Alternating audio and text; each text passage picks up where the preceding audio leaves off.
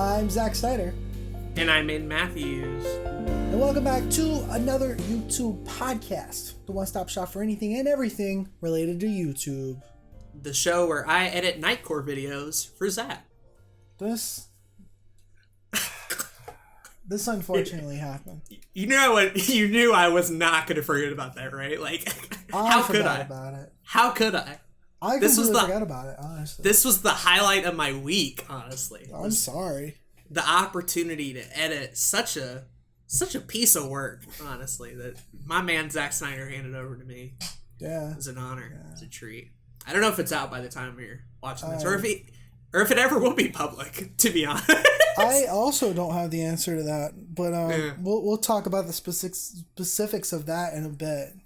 But that's just to kind of tie you over, kind of get you hooked, if you will. A little taste of the episode. Oh, man. But first we got to get into, the housekeeping things. Oh, yeah. Number one, this episode, the next episode after this one, has our boy Calfro in it. And it's going to be epic. We got a cool interview with him. Mm-hmm. That'd be pretty epic. We're excited to share that with you. But also, a little bit of podcast news. We got 3,000 plays on Anchor. Woo! I thought that was pretty epic. Yay. I'm glad to hear that this podcast, even if we weren't to upload it to YouTube, it would still survive on actual podcast platforms. Yeah. Yeah, it's really cool. It's the YouTube stuff's a bonus when you really think about it, because 3,000 plays on Anchor ain't bad. It's significantly more than on the YouTube channel. Oh, really? What's the number for the YouTube one altogether? 424. Wow. Yeah, thank you, Anchor. Thank you, all you lovely... Everybody on Anchor, we appreciate you. We love you. Thanks to... we got 93... No, hold on. This is the wrong podcast. Hold on. Let me log in. 93 episodes. Welcome to 94. Let's pop in. Well, that was something different. Hold on. We've got... 40% of our audience listens on Apple Podcasts. Ooh, 11% is on Spotify. 12% is on Podcast Addict. Really? Yeah, we got 9% on Castbox and 3% on Overcast, and then 24% is everybody strictly on Anchor or one of the other platforms that are out there. Interesting. I'm going to be honest, I have not been to some of those platforms before. I have not either. So the idea that people would be listening to us on platforms I've never even been on is wild. I guess Anchor really does make it that easy. Cool. You don't even think about it a lot of the time. Yeah. At all. So that's wild. That's really cool, honestly. Another housekeeping thing.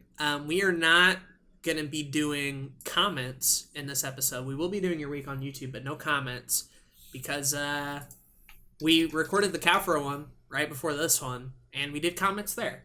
And there isn't much new to add on that front, so we're not doing them, basically. We'll get to any comments that you leave on episode 42 and beyond specifically, or 41 if you have any more.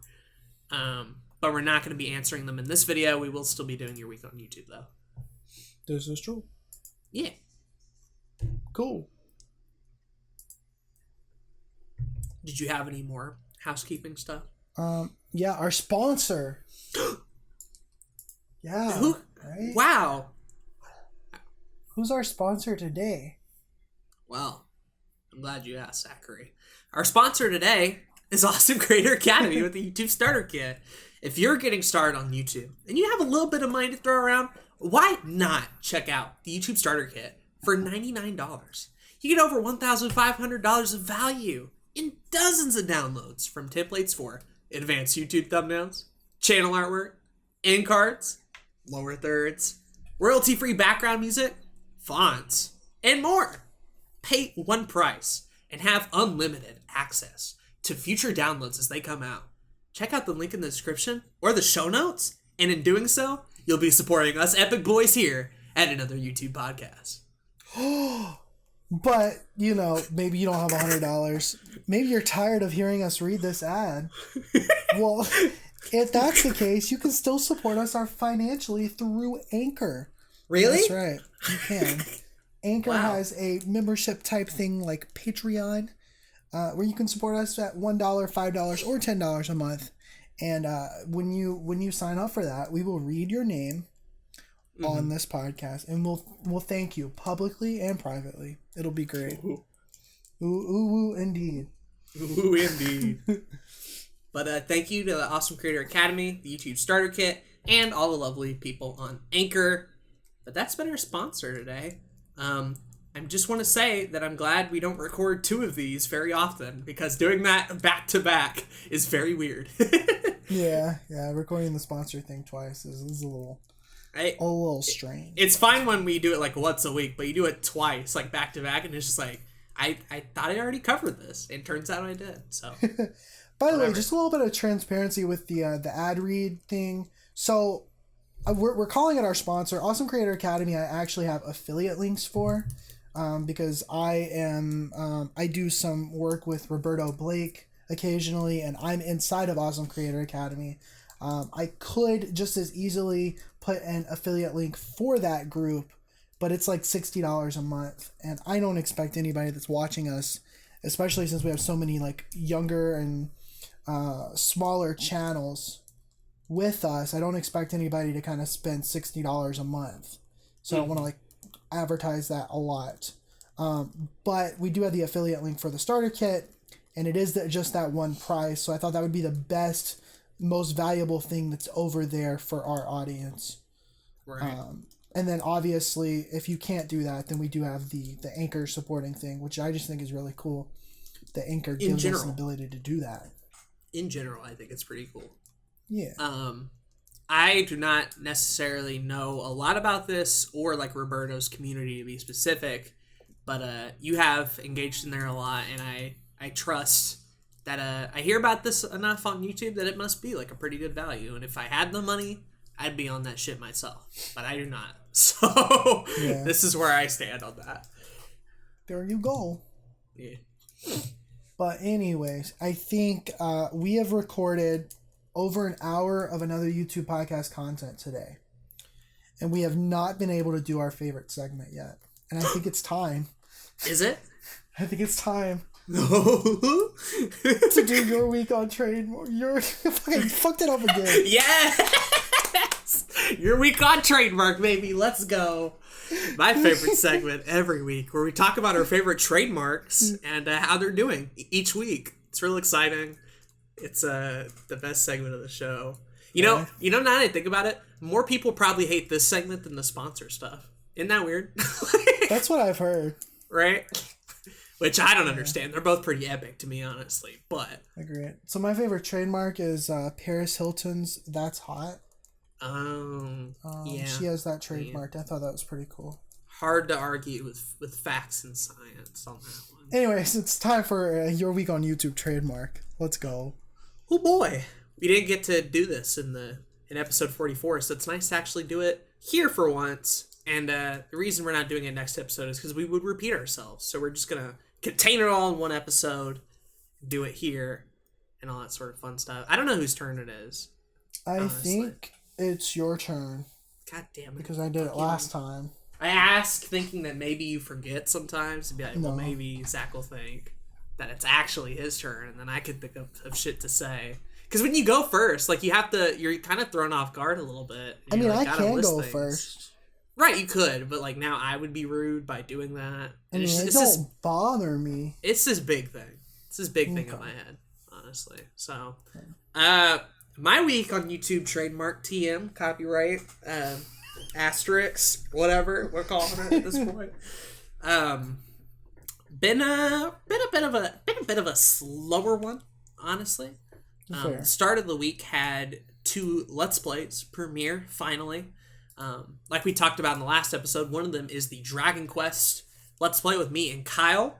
I enjoyed recording that, and now that it's all recorded, I now can just edit the whole thing in my leisure and only have to upload 1 a week. So I've been editing that on the side and getting it out. Zach still does not know the end gag for episode 1, so I know nothing about that series. I do want to get a reaction at some point, but I didn't intend on watching it, but I guess I have to now. I guess now you have to, because it's a recurring bit, so you'll see it a lot. It's not just a 1 episode LOL gag, but I think it's pretty good. And then the other series I premiered, far less exciting, It's the Super Mario Odyssey series with me and Ethan, good old Worldwide Meme. We recorded that bad boy back in 2017 for his channel. When he privated all his videos and we were porting stuff over to Lions Honor Gaming, we thought Super Mario Odyssey would be a good fit there. A couple of interesting notes about that series. Like, number one, like I mentioned earlier, it's back in 2017 and we recorded it when the game came out. So, like, my first ever time playing Mario Odyssey is episode 1 of that series. It's all caught on camera, which is really cool. So, like, you get my first reaction of the game, and I've talked for hours about how much I love Mario Odyssey on, like, other podcasts and shit. Still have not made it back to the video games on it, but eventually will. And then the other cool thing specifically is that series never finished on Worldwide Meme, but we did record all of it. So the Lions Honor Gaming people will actually get to see the end first. Because we never premiered the last episodes on Worldwide Meme. So I think that'll be pretty cool too. That's pretty epic. I think so. I think it'd be pretty cool. Let's see. Let's Plays in 2019. Wow, crazy. Who would have thought? You uploaded Fire Red, so I mean, you out here posting Let's Play content. Yeah, I'll talk about that in a bit. In current year, I'm sure I'm gonna have a great story. I'm waiting for it. Aside from that stuff, though, and editing and sort of getting all that stuff together, recorded 2 Aden on Anchors this week. One for next week because I'm not going to be at my house for the next couple of days. We're replacing the kitchen floor. So today I recorded an episode that's going to be going out next week. And then the other episode that I'm going to have out for this week is going to be a Q&A episode, but I'm waiting on all the questions to get in. So, yeah. That's kind of epic. So it'll be 2 Aden on Acres recorded this week. One will go out this week, and then the next week will be another one. And then aside from that, I've been going back and forth. Maybe you could help me on this a little bit. But we've talked about it a little bit privately, maybe even on this podcast. But I've been going back and forth on whether or not I want to upload my comedy music stuff to my YouTube channel. And it got to the point yesterday where I have now edited, rendered, and uploaded video versions of both albums. And they're there, but they're not public at all. Because I'm still not 100% sure on all of that yet. But to give you an idea of what the videos are, they just have the album art and then all the songs. But it's cool because they're all at 50% opacity. And then whenever each song is coming on, the opacity turns back up. So each track to track, you know which one you're listening to on the screen as they come by. I thought that was kind of a neat little editing bit. But I don't know. I still don't know if I want to post them out. Specifically Gulf War, but like also the first one as well. I still don't know. I don't know if that's something I can answer. It would just like really depend on like how your audience is going to react to it, how potentially family members might react to it, whether you care about who listens to it or not. I think that's where I'm at right now. Alternatively, if you want it to be just like your current audience thing, you could just unlist it and post the link in your Discord. That's also available. But I ain't get no viewers and watch time off of that, Zachary. So that's true. I need the real shit. I think like where I'm at personally is I don't care if the Discord hears it because a lot of them have already. I've like advertised it, the SoundCloud link specifically. My audience would probably be fine. I even went as far to record like opening disclaimers for both of them, being like, if you are a family member, probably don't watch this. And also the disclaimer for both that it is a comedy album. Please do not take any of this seriously. So I did those as well. For sure. I guess I don't know if like I'm not necessarily worried about my family or my audience or all that sort of stuff, but like 2 things specifically. One, copyright, right? Like that's kind of a big thing because like it's just beats off of YouTube. They're all copyright free though, so you're good. All of them? Yeah. Like everyone I use? You sure? As long as you typed in like, did you type in like free instrumental type thing or? I just typed in type beat stuff for a lot of it. Just go to those channels and look. A lot of those that are uploaded for free are completely free and copyright free. That's why they have the dumbass like Einstein Beats Productions and that kind of thing. Dumbass shit. I think a lot of them are. and none of them had vocals, right? So it was just type beat stuff, and then I just used them, and they were fine on SoundCloud. But I don't know how if so you should be YouTube fine would on be like YouTube. weird. The other thing specifically, and this has to do with the Gulf War part about it, is the Pro Jared the musical stuff. I forgot about that. So obviously, public opinion has changed a lot on that specifically. In fact, he uploaded a video today talking about his future plans. Really? Yeah, that I watched through. Unfortunately, nothing That's exciting. It's just like intriguing. let's plays and stream stuff. Nothing crazy. But like, I don't know. Like, would people flip out over that? I guess. I mean, like, number one, it's a comedy thing, and number two, like, I don't have any ill will toward the dude either. Like, it's not a personal attack. It's not a fuck you type of shit. It's very much a haha jokey whatever. I think my thing would be like, well, technically you're acting like Pro Jared and you're saying it in a specific voice, so therefore, like, that type of shit. Where people would take it out of context and be like, I don't know. So there's that part specifically. So this is honestly just a confidence issue is what it sounds like to me. What do you mean that's a legal issue? I could get sued by Pro Jared, mister. No, Pro Jared could come after me. If it's a comedy album, how are you gonna legally? How? What's he gonna say?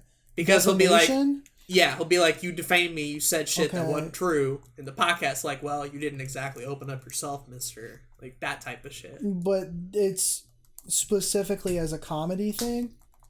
True. And it's not a commentary on. It's strictly comedy. There's some commentary bits and pieces of I mean, but you can tell my opinion of the dude isn't high, right? Like, you can there's a couple of there's a couple of assumptions made in that video, I guess. I don't know. You think it is just like self-confidence of like, oh, I'm just too fucking a wimp to just post it or whatever? I'm not saying you're a wimp. I'm just kind of curious if no, I'm not. I'm just kind of curious if you're like, I don't know if I should upload this. What if some people don't like this type of situation? Sure. If that's the case, I would say go ahead and upload it. If you're worried about legal issues, I don't see that being a thing personally. Mm-hmm. But I'm not a lawyer either, so obviously. But I tried going at it with the disclaimers and trying to be careful in a lot of that stuff, but like, and you have the disclaimers, which helps. So I still worry people would be like, "LOL, this is an attack" or some shit. Like, I don't want to start beef over a fucking comedy dumbass album called The Gulf War.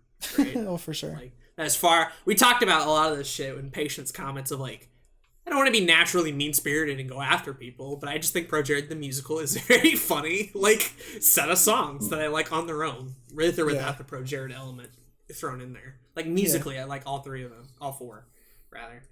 So I don't know, I've been going back and forth on that. The videos are done. Whether or not I make them public is the big question. So, we'll see. If it's the Pro Jared thing you're specifically worried about, album. Right. I would go ahead and upload the first album then. Yeah.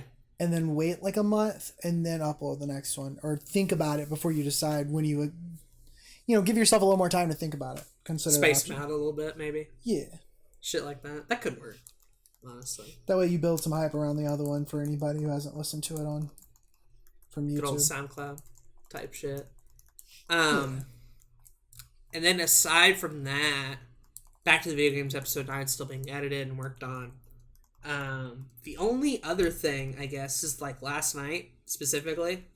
I was just like going through my descriptions as I usually do, and realizing how long they are. And I was like, I wonder if I could shorten this any bit at all. And so I went through a lot of my copyrighted music stuff and kind of checked back on a lot of the older ones because I downloaded all of those like background tracks when Blue Couch Productions started. So like 2016. Right. And they've been in my description like ever since. And so I went back and looked at all of them, and a lot of them were still good, but some of them like kind of disappeared off the face of YouTube, either for legal reasons or other such things. And then there were some I noticed in the description that I don't even use anymore. I'm like, wait, what the fuck? Why do I have this song credited? I don't even use it. It's not even in my folder. So I did a little bit of cleaning up on that. That's cool. It's still like a lot, obviously. The descriptions are good to be longer for SEO Longer. purposes anyways. You're probably right. The copyrighted song section was so much to scroll down to before you finally got to the links. That's fair. So my idea was just kind of to make them shorter. And they are a lot shorter. The current version is at like 4,500 and the limit's like 5,000. But it got a lot closer earlier. And then for the songs I'm no longer using, basically all the old descriptions have songs I'm no longer using as of October 2019. And all the old videos will have that. But once October rolls around, I can just get rid of those from the description. And now it'll be even shorter for all those videos. But yeah, I haven't updated them all, but that's the plan to... as well as just like the Epidemic Sound one. That one's kind of reworded. It has a link in there now. The Pokemon remix stuff just links to the channel rather than each individual fucking song. Yeah. Right? Like, trying to make them look a little bit more neater, honestly. Especially since you don't use every song in every video. Right. And like, at the start it was like, I'm going to download 10 tracks and I'll just use those 10 tracks for every video. But then it kind of changed once I had Pokemon remix stuff for Monthly Battle League, so I had to add that to the description. And then it got weirder where Epidemic Sound was involved for Back to the Video Game stuff, and then I added that to the description. And now there's like 3 groups of songs. And like, honestly, I could use just one and be fine. I could do the Pokemon remixes, I could do Epidemic Sound, or I could do the YouTube copyright stuff. But at the current point of where I'm at, like all 3 of them are all in the description, and I just interchange them. And it's like, this is unnecessary. I like background music, but not that much. Like, I don't need 20 fucking songs in each description anytime I want to use a track, right? So this is true. I don't know. How do you deal with that exactly? Like, I don't. A lot of people just don't put it in the description. I'm one of those weirdos that get worried about it. It depends. I mean, I was using music from like the video game that I was talking about, the movie I was talking about, or whatever, for a long time, and I recently just stopped doing that because it messes with copyright a lot of the times, and I did that with Splinter Show stuff a lot. I'm tired of dealing with copyright, so I'm like, I'm gonna go a little different route. Since I use Epidemic Sound now, I think I have something in my description that mentions it, but I can't remember. It's just like a sentence. You don't have to put hardly anything. Right, but in at the end of every You're Everyday Nerd, there's a little screen at the bottom of it. It says music from Epidemic or something like that. Oh, so you have that in the video as well? Oh, it's at the bottom of my description. Never mind. It okay, is. Cool. Yeah. Oh. I just put the website link in there too, just because, like, can't never be too sure. For sure. Copyright stuff's messed up, though. Like, seriously. Yeah, I've never gotten claimed. Better, but still. I haven't gotten claimed for any of my background music stuff once. Unless I just, like, strictly use, like, the John Cena theme or A Whole New World, right? Like, obviously those are going to get claimed every time. But as far as regular background music stuff, I've never gotten claimed before. But I always try to err on the side of caution with that sort of stuff. Definitely. And getting claimed isn't the end of the world. It just means you can't make money from it. Sure. My problem is when it's like a strike and like the video gets taken down, or you can't look at the video in a certain country. Like I still have a video that I'm really proud of that people in Europe can't watch. Is it the Taylor Swift one? No, that one got taken down entirely. I can't do anything about that one. Oh, really? That one's just fucked. Yeah. But there was the one where I talked about that show, The End of the Fucking World. Oh, I love that video. You can't even watch it in some countries. That's messed up. But yeah. Thankfully, Pokemon Waifus has not been taken. It has not been taken down. In fact, it continues to do better. So that's good. That's epic. But yeah, that was all I had, basically. That was my week. Still working on the bigger projects, editing, and about ready to take the next week off to have the floor redone and just sort of preparing for that so that there still is content coming out. And the internet, hopefully, will be fixed by the end of the month. We're making plans. Solid plans. Hype. I may not be able to live stream by September, but at least the internet will get fixed by then, is the plan. That's it for me. Is epic, dude. Yeah. How about you? How was your trademark on trademark YouTube week? It was fine.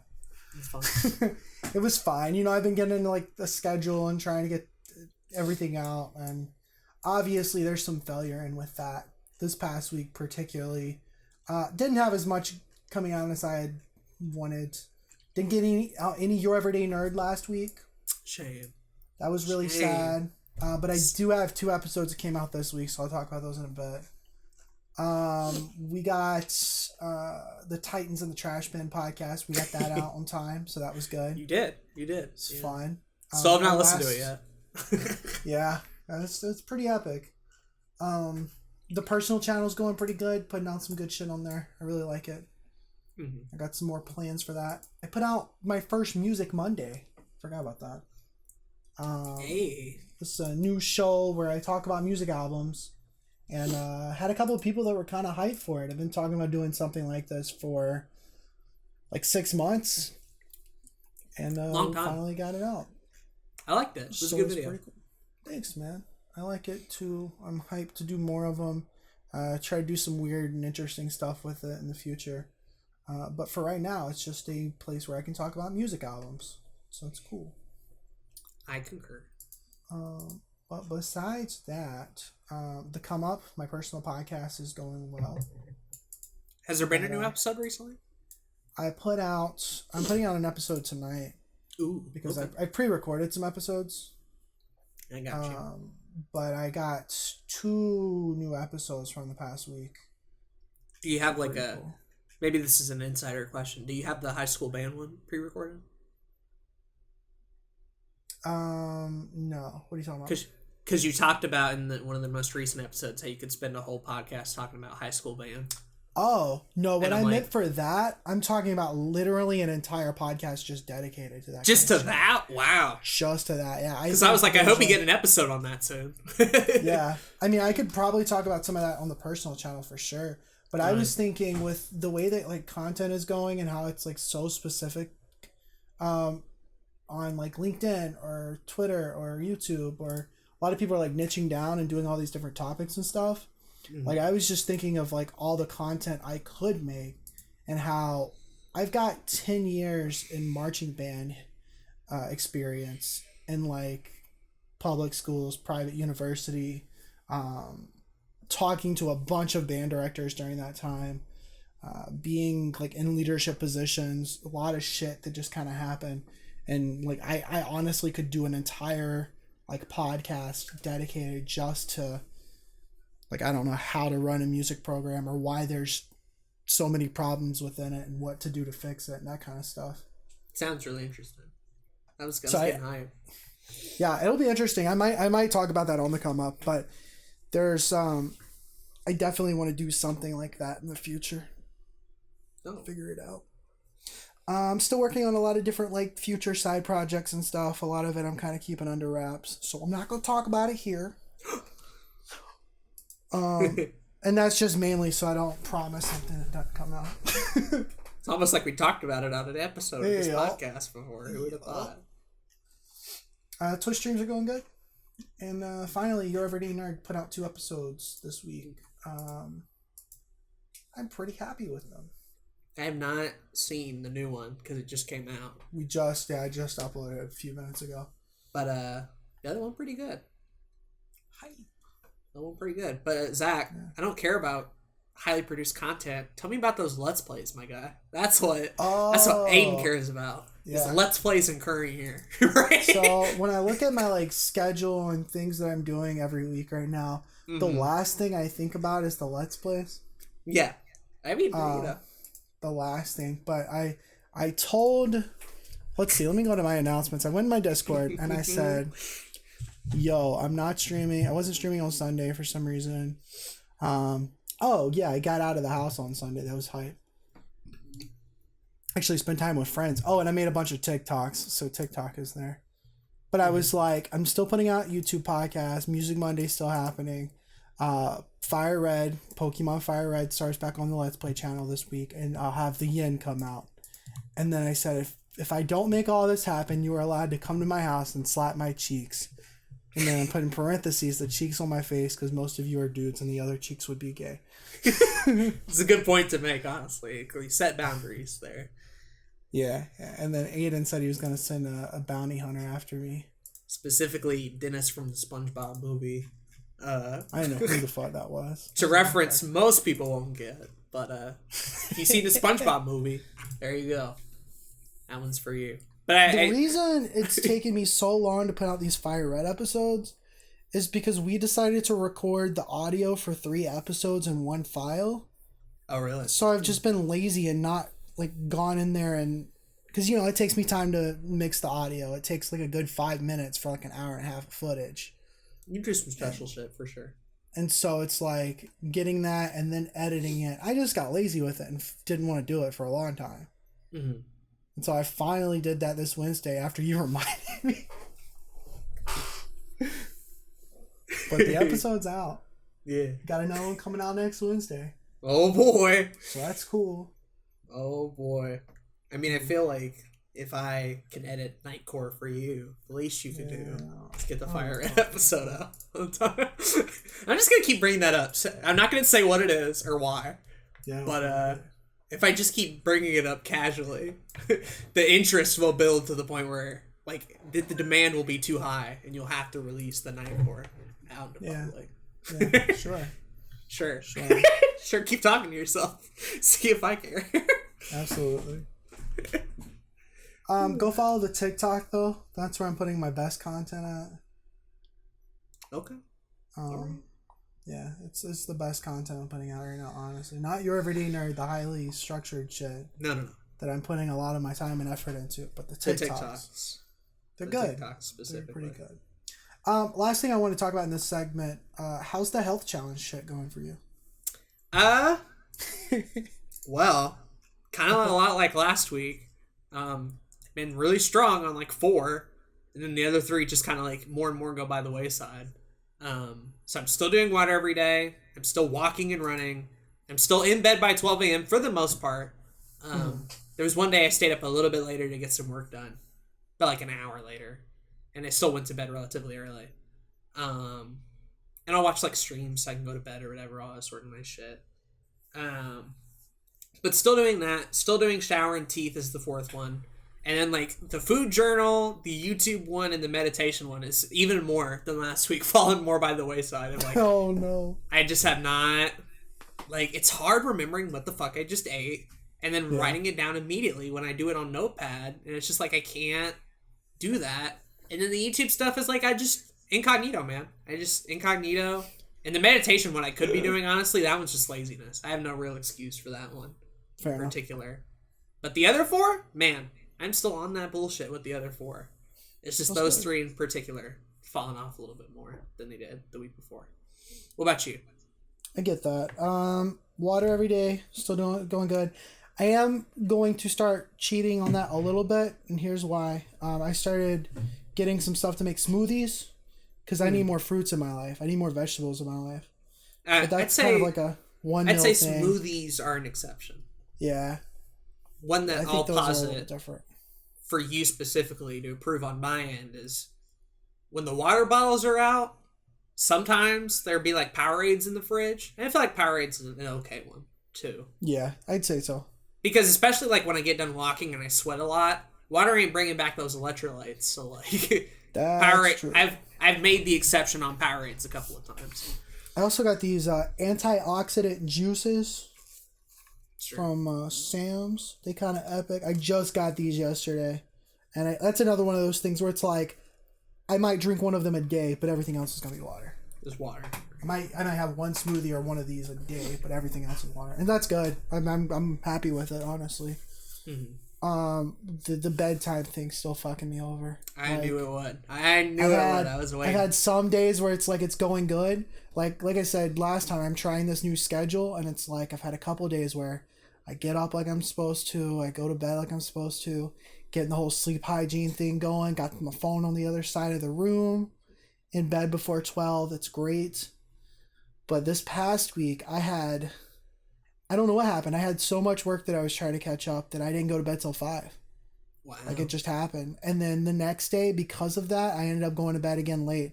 And so last night I got into bed earlier, but it was still at like 1. So I'm trying to make sure I get into bed before 12 tonight. So I can get. You worked your way back up to it. But yeah, it's hard. Walking is going good. I'm not necessarily doing it every day, but I am doing the 2-day rule. This motherfucker like DM'd me like, sorry, I've been walking for like 3 hours or some shit. I'm like, what the fuck? What are you?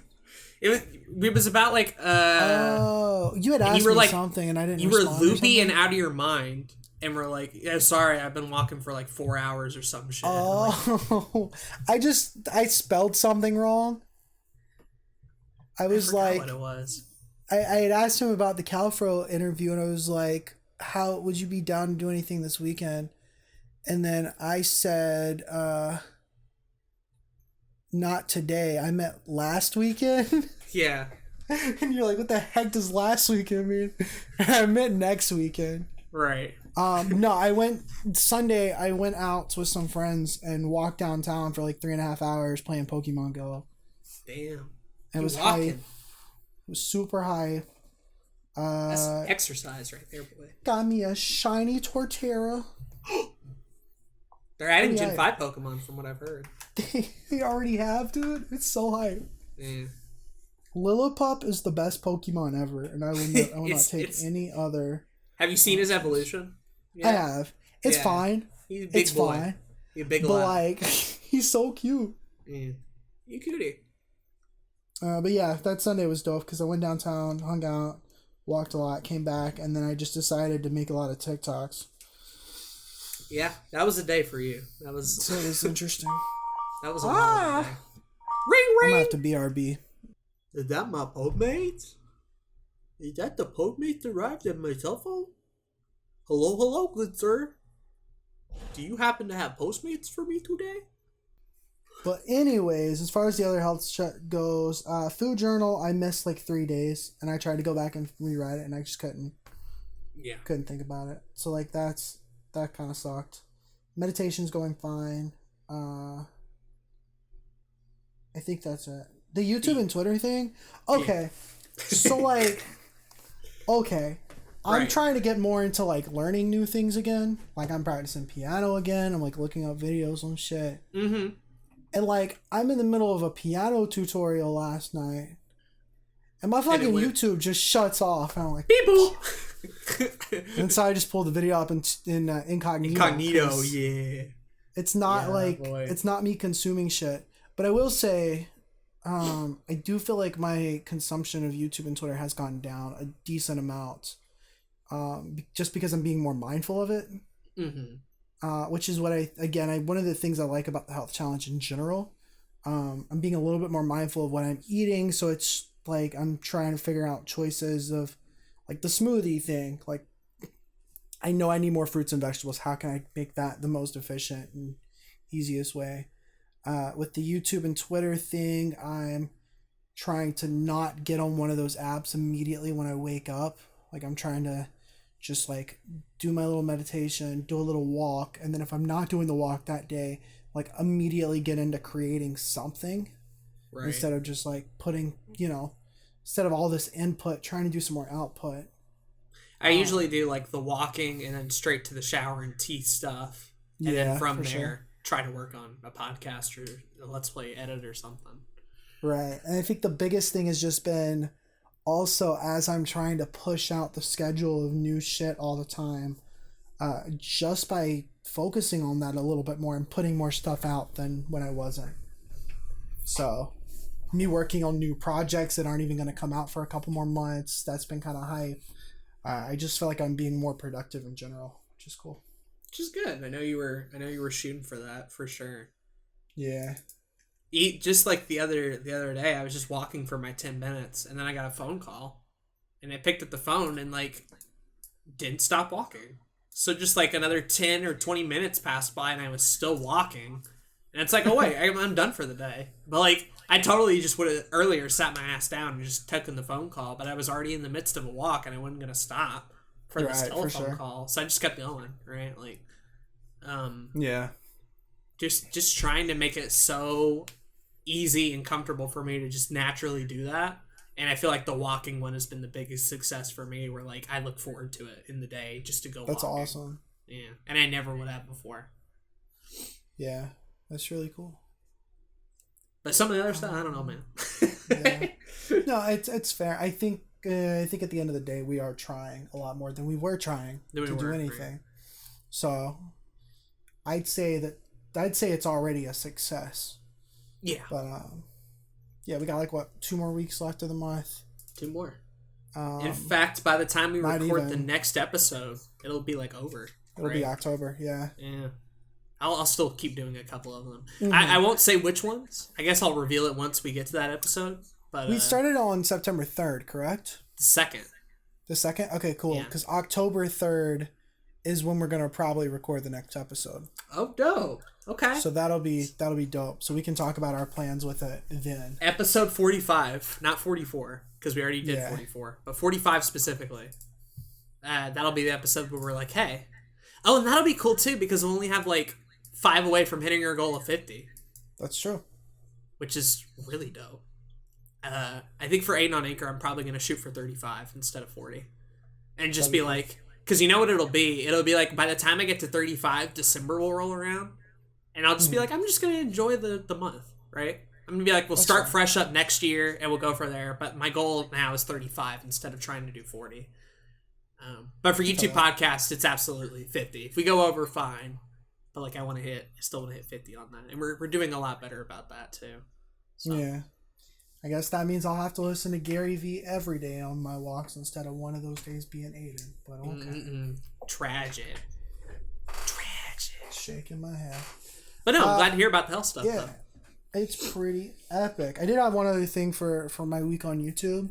I got a video to 10,000 views recently. Oh, I've heard about this. Yeah.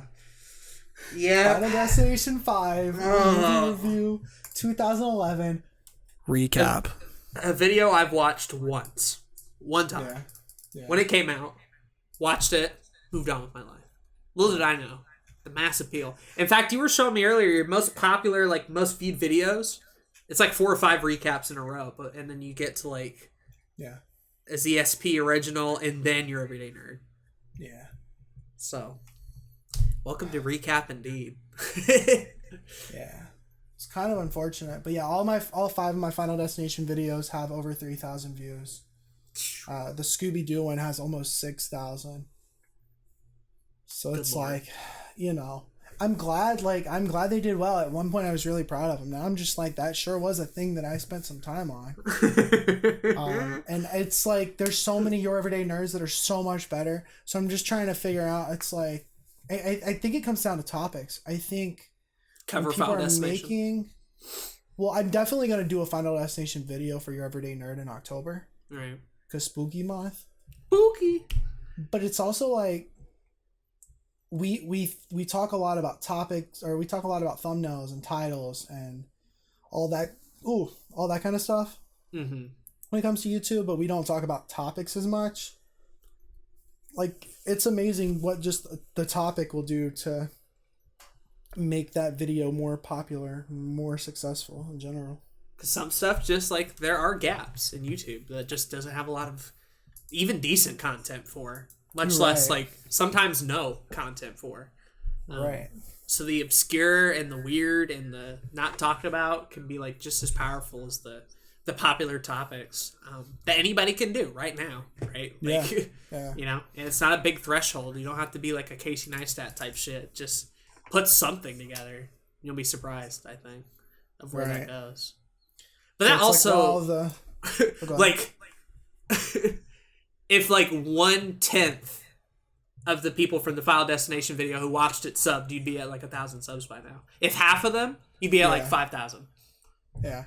So, I don't know what that says. That tells you the quality of the video. Yeah. And it's not, I don't think it's a bad video. It's just it's a video. Yeah. That's it. It's a video that you could watch on YouTube. But who knows? I think some of the people from there definitely have subbed. There's been a decent amount of people that have subbed and have, like, moved on to watch some of the newer stuff, which is cool. But it just means that, like, my strategy going forward, like, the first 100 episodes of Your Everyday Nerd were just kind of whatever I was watching or playing, I wanted to talk about on an episode. And now for, like, the next 100 episodes, I'm, like, going deep into what topics am I most excited about talking about? What topics do I think will have either very niche appeal or massive appeal, and then going from there and try my best to, like, just make it a solid and fun video in general. Kind of have a formula to it a little bit. A little bit. And so far, I think it's worked. I mean, I like the most recent 4 episodes a good bit. I think they're some of my best work. So, yeah. Dope. Cool. With that being said. Wow, they spent 40 minutes again on this damn Your Week on YouTube. Not really. We spent like we had the 10 intro. minutes at the intro. Yeah. We talked about sponsor stuff. We talked about a good bit of things. Yeah. So don't complain. There's still plenty of podcasts to go. Also, fun fact: we have not mentioned the topic of this podcast at all. Did we not? Nope. Not at the intro. Not once during Your Week on YouTube. People literally, unless you've read the title and the thumbnail, probably have no idea what we're talking about. So. Let's keep that mystery alive. I'm just kidding. Just not talk about the main topic and just keep speaking vague words about it until finally we have to reveal it at the end of the episode. That'd be wild. I like that idea. It's a good approach, Zach. Yeah. Such a creative genius. No, but anyways, what is our main topic today, boy? We are going to be talking about hustle culture. Something we haven't really discussed before, despite casually mentioning it in one form or another on most episodes of the YouTube podcast. Even casually, saying how good it is to hustle and work hard. Like, we've been very pro hustle culture.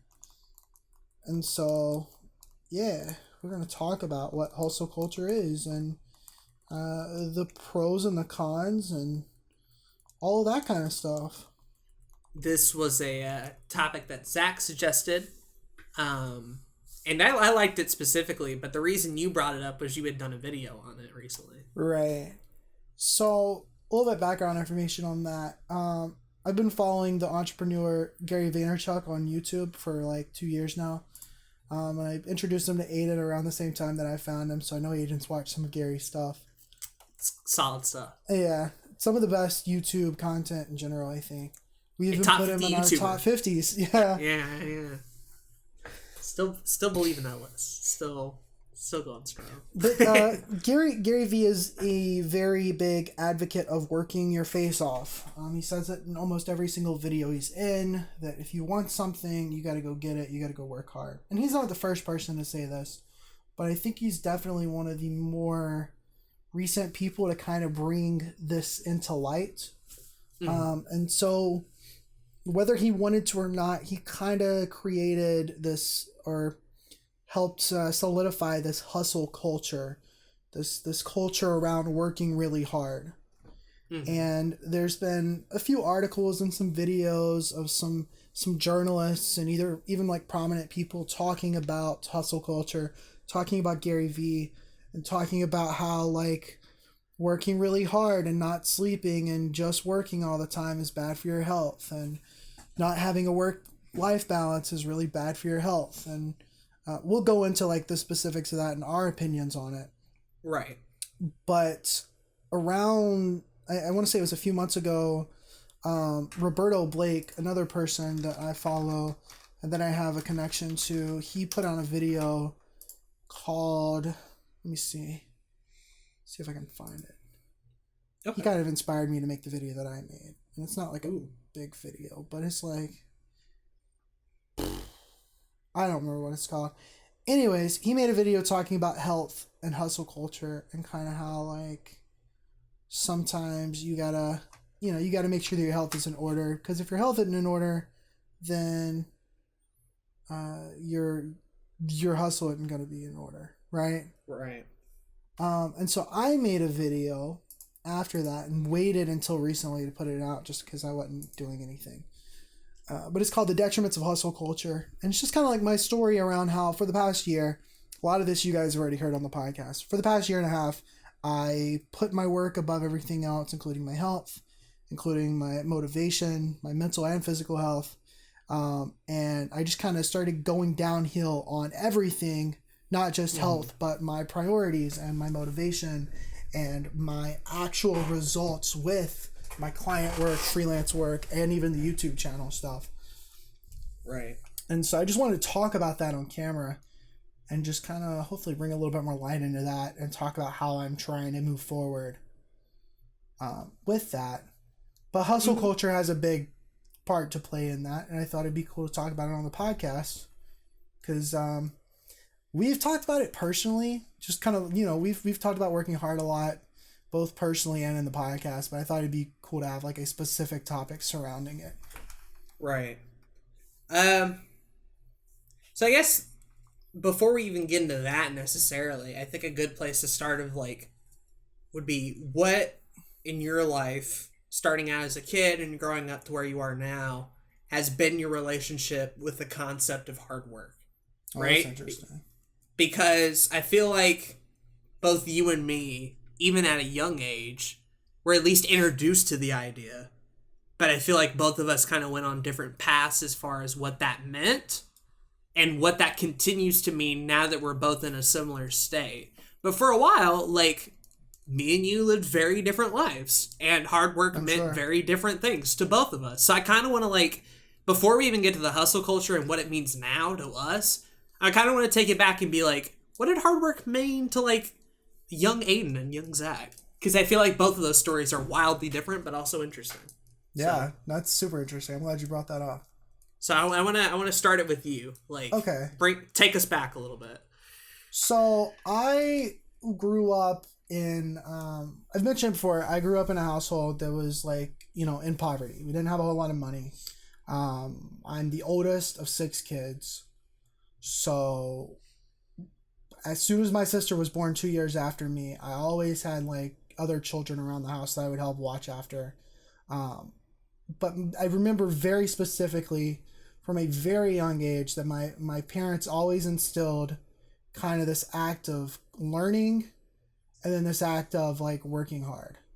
Right. Very immediately, I knew I was going to college when I was 4 years old. I knew I was going to go to college and do something as a career and work hard to get there. I knew in 3rd grade that I was going to go to Furman University. I just knew I wanted to go there. It was the closest university to my house, but I knew a decent amount about it then. I didn't know what I would do there until 6th grade. But even then, it was I knew at the end of 6th grade I was going to go to Furman for music education. And then I did that. I did that right after high school, right after I graduated. So I think there's a lot of people that kind of have, I've definitely heard from people who graduating high school was a big accomplishment. Mm-hmm. And their parents are proud of them. And it's for me, graduating high school never even was a choice. It was just I'm going to graduate high school. I'm going to go to college and do that. And so, yeah. I was very much into hard work has to happen. There's no choice around it. And so all throughout elementary school, I worked really hard. All throughout middle school, I worked really hard. And I was constantly doing a lot of what I do now, adding new projects, getting involved in a lot of different things. I actually talk about a decent amount of this in my come up episodes, which are coming out soon. So that's cool. Wow. But basically it was middle school was where my hard work really started to be something that I noticed. Because in elementary school, you're a baby, right? Mm-hmm. I helped a lot in the house. I did a lot of the chores in the house because my dad's got some health issues. My mom works all the time.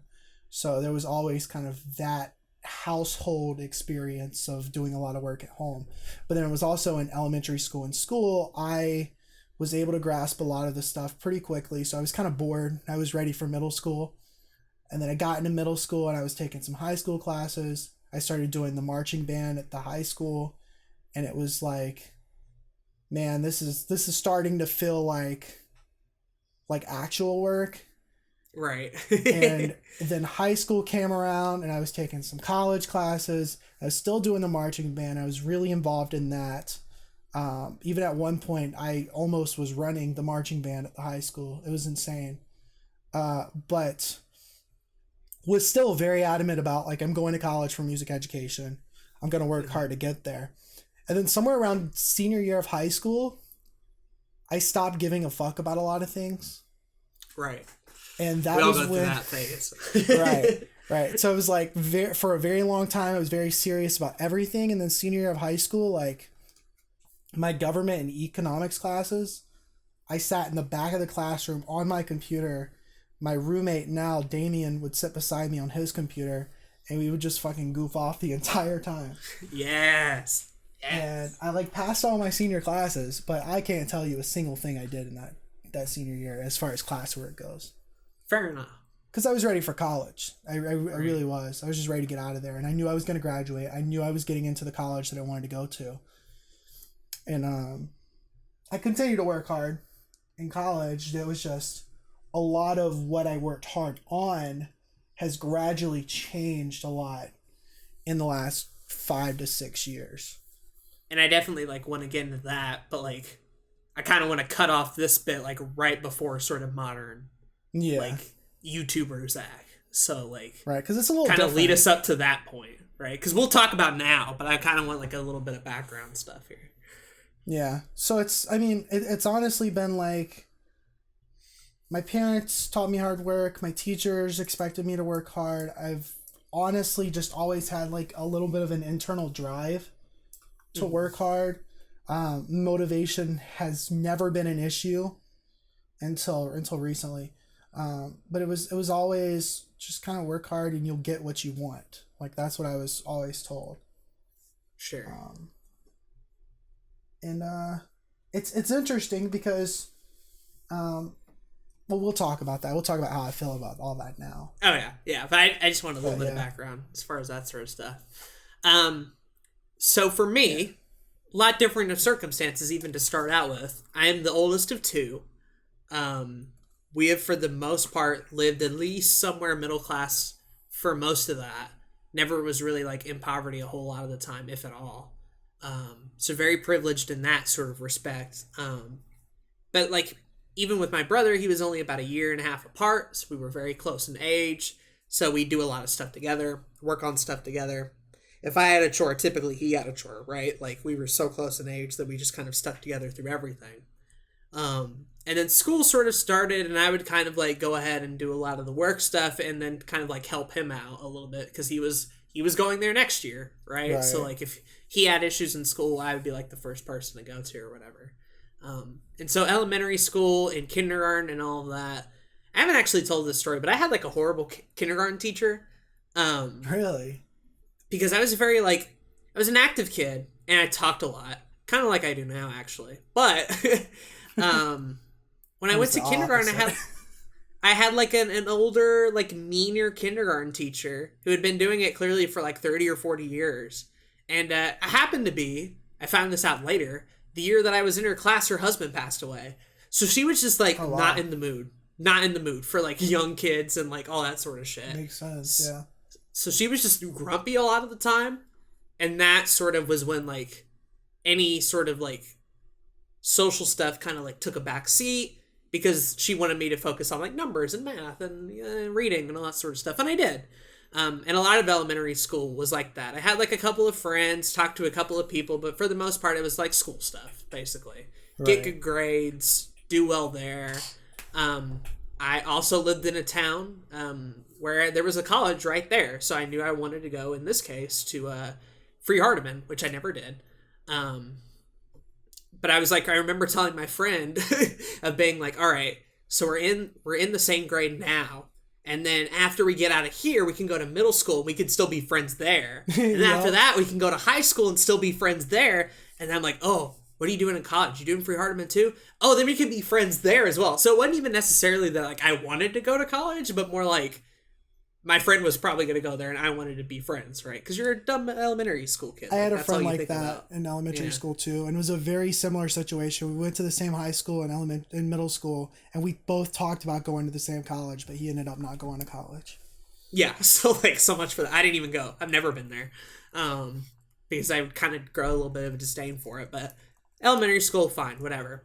And then right around middle school is when we moved. And a lot of my childhood is spent moving from a lot of different places. We were never really in like one location for a while. In fact, all of my middle school years, practically every year was a move, right? So 4th grade, it was in the city in a private school. Next year, it was like an out in the country school. Year after that, it was back to my hometown. And then after all that moving throughout all of middle school, by the time junior high and high school rolled around, I pretty much like am where I'm at now, basically. Right. But even in elementary school when I was little, my kindergarten teacher was in a different town than the one I ended up going to for elementary school. So we moved around a lot, basically, is what I was getting at there. So I really wasn't, very active in a lot of social stuff, but I worked very hard to get like good grades and all that sort of stuff. Eventually, the stress like grew on each other a lot to the point where in middle school was my magic I don't give a fuck moment anymore. Most people, it's in middle school, right? It's in middle school because middle school sucks. Especially when you were moving around like I was and you really didn't have a whole lot of friends and the work got harder and harder. And it wasn't like fun elementary school where you would have recess. Like my middle school, we stayed inside all day, right? Like they weren't fucking around at any point. So it was at that moment where all the stress kind of collapsed on itself, and then it kind of grew into a mentality of, I'll just do what I can to get by, right? Interesting. So that sort of stopped the era of A+ Aden and kind of evolved into what I would like to call the B and C Aden, right? Where like I did fine and I did just enough to pass. I would never get a D. I would never fail a class, but I was always just do enough to get B or C. Never an overachiever. And then that kind of like transferred into home life stuff as well. Like I do chores, but I wouldn't like do them to the best of my ability, right? Like I wouldn't have a whole lot of pride in what I did a lot of the time unless it was like creative stuff, like making videos or whatever. And then it would be like, oh, I have a camcorder and Ethan, let's film a video. Or if we're talking about video games, I'll get all into that. I'll do all the work for that. But like when it came to school and life stuff like that, the stress and all that sort of put me in a scenario where I didn't really work that hard. Right. And that kind of carried into junior high and then high school until I got to that point and then went to do college stuff. And those first couple of years were easy. And then I went to the bigger school and then came back and was depressed and all that sort of fun stuff. As far as extracurricular stuff, I did one time, middle school, 5th grade, I joined band. I had a clarinet player. Ethan was a trumpet player. We joined like the same year because we were in the same middle school. I quit after the first month. Oh, wow. Okay. I quit after the first month because it was way too much responsibility. Where like, not only do I have to do school stuff and creative stuff, but now you're telling me I also have to show up to band every day and practice? Like, no.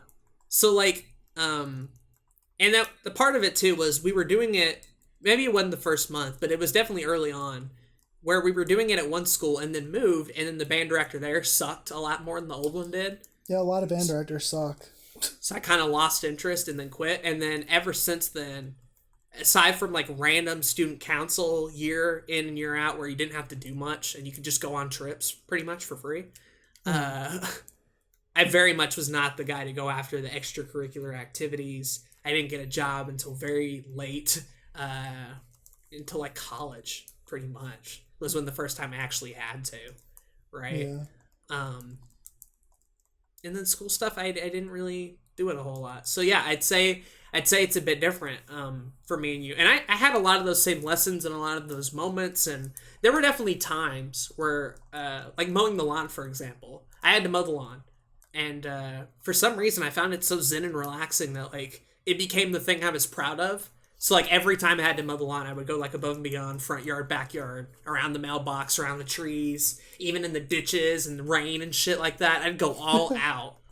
And in those moments, I'd say I had a good work ethic. But other times it was just like, I don't know, I just kind of want to play video games and watch YouTube most of the time. So that's what I did. You're right. A lot in childhood. Until we get to the YouTube stuff and Blue Couch Productions, but I'll save that. But that's sort of my background, at least when it came to hard work stuff. A couple of moments and a lot in elementary school, but not so much after middle school.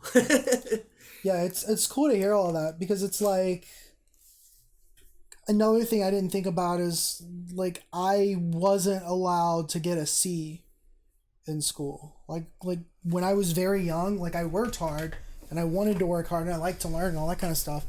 But it was like I was expected to make A's and B's. If I got a C, I'd be in trouble at home. Not me. And then it was like once middle school started hurting, what is wrong with me? Holy shit. Wasn't speaking properly for a second. Once middle school started, I like I started to make like the occasional C in algebra because I was taking a ninth grade class in seventh grade. Well, And it was what do you like, expect? right, like I made a C and my dad like wasn't particularly happy with that. So I got in trouble. And then I was like, all right, let me do better. And then by high school, I think my parents stopped giving as much a fuck about like my grades because my siblings would start messing up quite worse than me. Yeah. So they were like, we know Zach's gonna be fine. So if you Younger brothers are great for that shit. Anytime like I was struggling, if Ethan was just doing a little bit worse, I'd be fine. I'd be like, cool. Yeah. And I think a lot of my emotional like stress around middle school was kind of when they kind of backed off on that a little bit. Until it got to the point where like as long as I wasn't making D's or anything, they'd be fine for the most part. So right, definitely different from how you were describing it to me. For sure. About your childhood. Interesting. I'm glad we did that. That was fun. Me too. But anyway, now that we're grown ass senile men, I assume some things have changed a little bit, for better or for worse. Just a little bit, right? Just a little bit.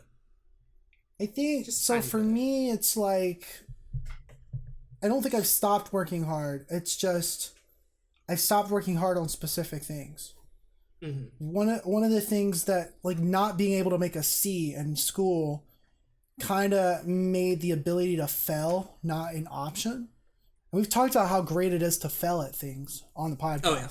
We talked about how like it's important to fail, but it was like growing up, I didn't really have the option to fail.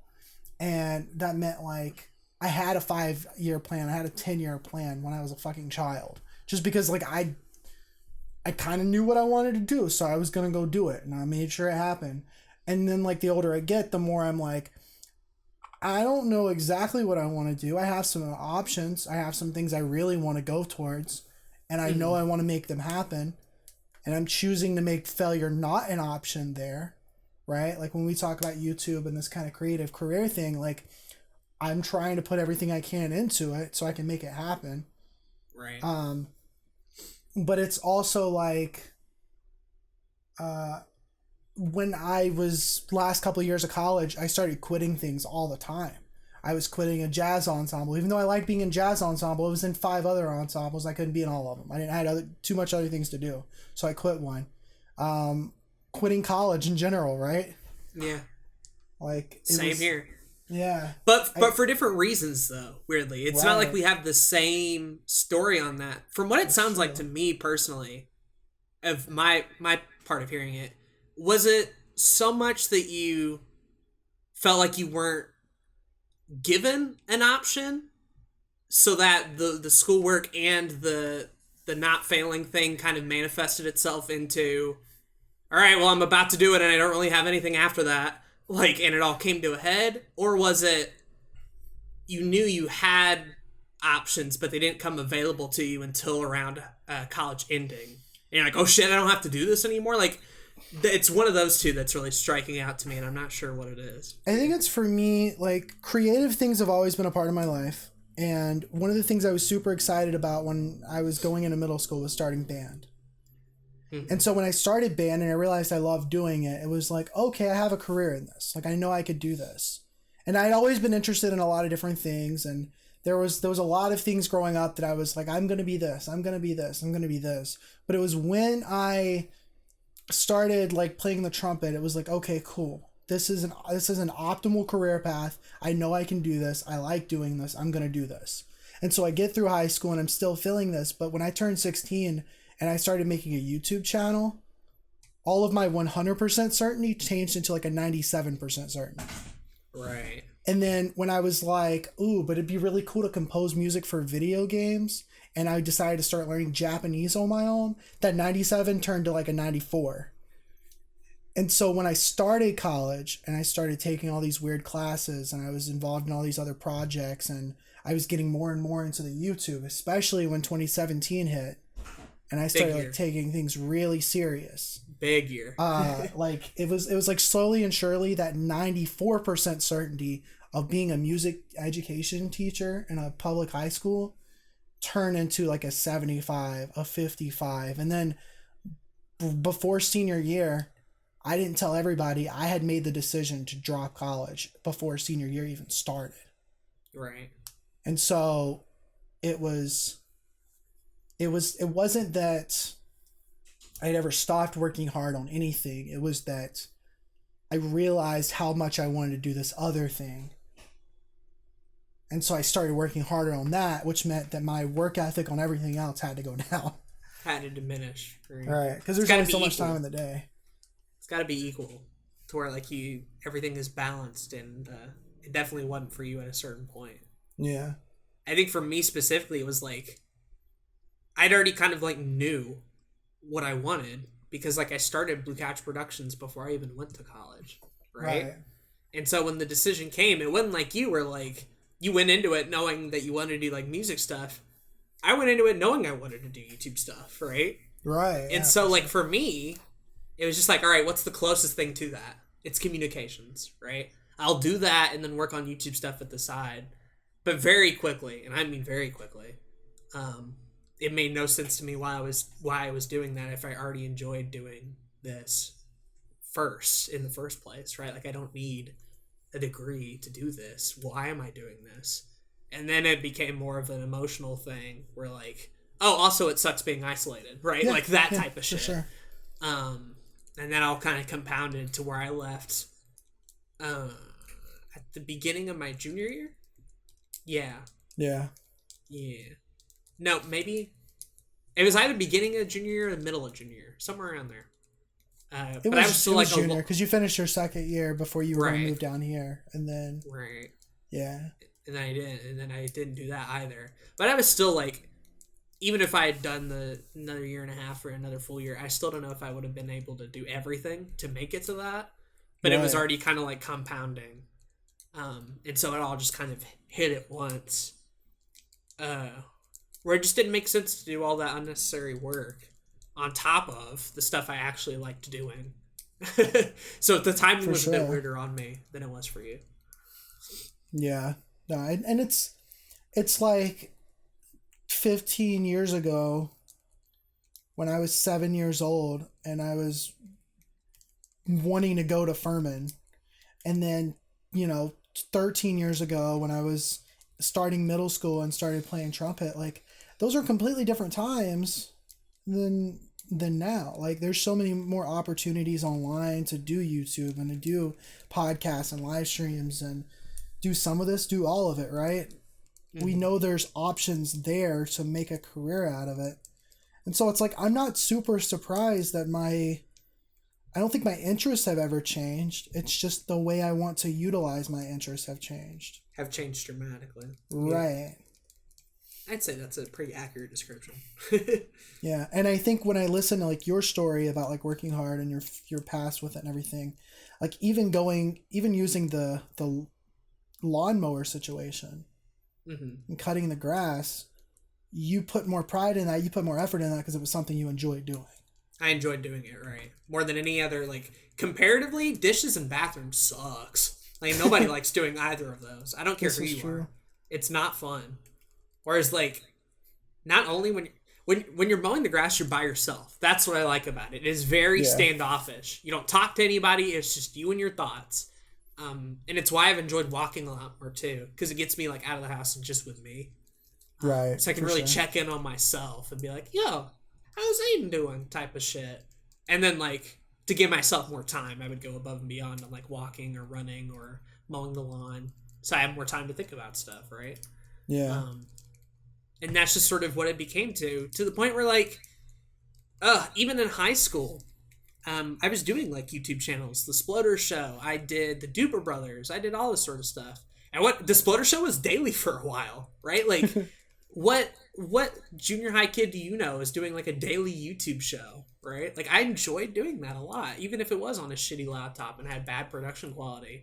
I knew at a very young age, not that I wanted to do YouTube, but I wanted to do entertainment stuff. I had a camcorder around me all the time. I wanted to be a singer for a good period of time. I wanted to be a newscaster as that evolved, right? And then eventually got to the point where, like, yeah, I watch so many cool people on YouTube. I wonder if I could do that. And then once I figured out that shit, like, it was already over by then. Right. It was already over by then. Like, it was by far the most achievable and realistic of all of those passions I had previously, but combined a lot of stuff to where I could do news, I could do music, or I could just entertain. There are open possibilities, and I can do it for free. Mm-hmm. Sure, why not? But yeah, when it came to creative stuff, I was always just like, let's fucking make the best thing I can, right? I know more about like technology and weird ass video cables and YouTubers and production stuff and video game history than like most people do in my immediate family, Right? right? Oh, But same. like they know how to cook and I don't, so it's a trade-off, right? But when it came to my interests and stuff I love doing, I always like went above and beyond in research and learning that sort of stuff and getting myself to the point where like, yo, when I'm older, I'm gonna know how to do this and I'm gonna hit the ground running, even as a young kid. Right? At junior high, middle school type shit. So it's interesting. I think both of us, and I think most people, kind of feel this way. If you're instilled in any kind of hard work as a child, or if you're kind of used to hearing people tell you need to work hard, most children will work hard for a little bit, and then they'll start to hit that point. They'll start to dip off. Like you said, hit that point. You, it was in middle school. Me, it was at the end of high school. Just kind of realize some things don't matter as much as others. And I think around that time, it's either because of mental health and like personal situations, or it's because of they found their passion. The world opens up a lot in that age where you're like discovering all sorts of new shit that you never even thought was possible. Right. Every day was like, whoa, that exists? That's really cool. Constantly. I love that about childhood. It's like everything is a new, fun, interesting thing to look at and learn. Yeah. And more of the world just opened up and it's like, wait, maybe my dumbass first grade idea of what I wanted to be isn't the way I should actually do it, right? Like, right. So. And I think it's been interesting. I've been really kind of doing a lot of this reflecting.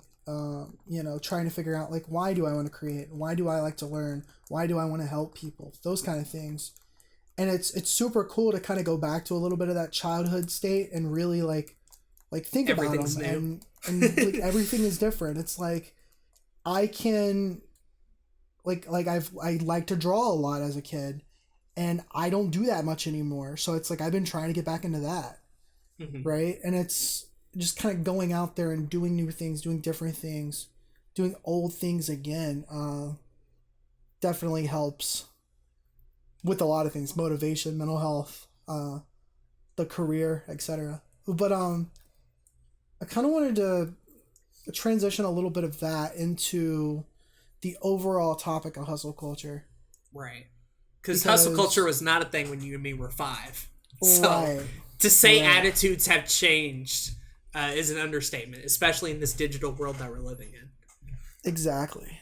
So when somebody like Gary Vee puts out a bunch of videos talking about how hard he works, shows how hard he works, shows all the meetings he's doing, shows that he works from like 6 a.m. to midnight, shows that he's doing all these different things. A lot of people feel skeptical about it. They either think he's falsifying how much he works, or they're worried that other people are going to see that and think that's the way you need to do to be successful. And they'll end up harming themselves, getting too much into the work, not having a work-life balance, etc., etc.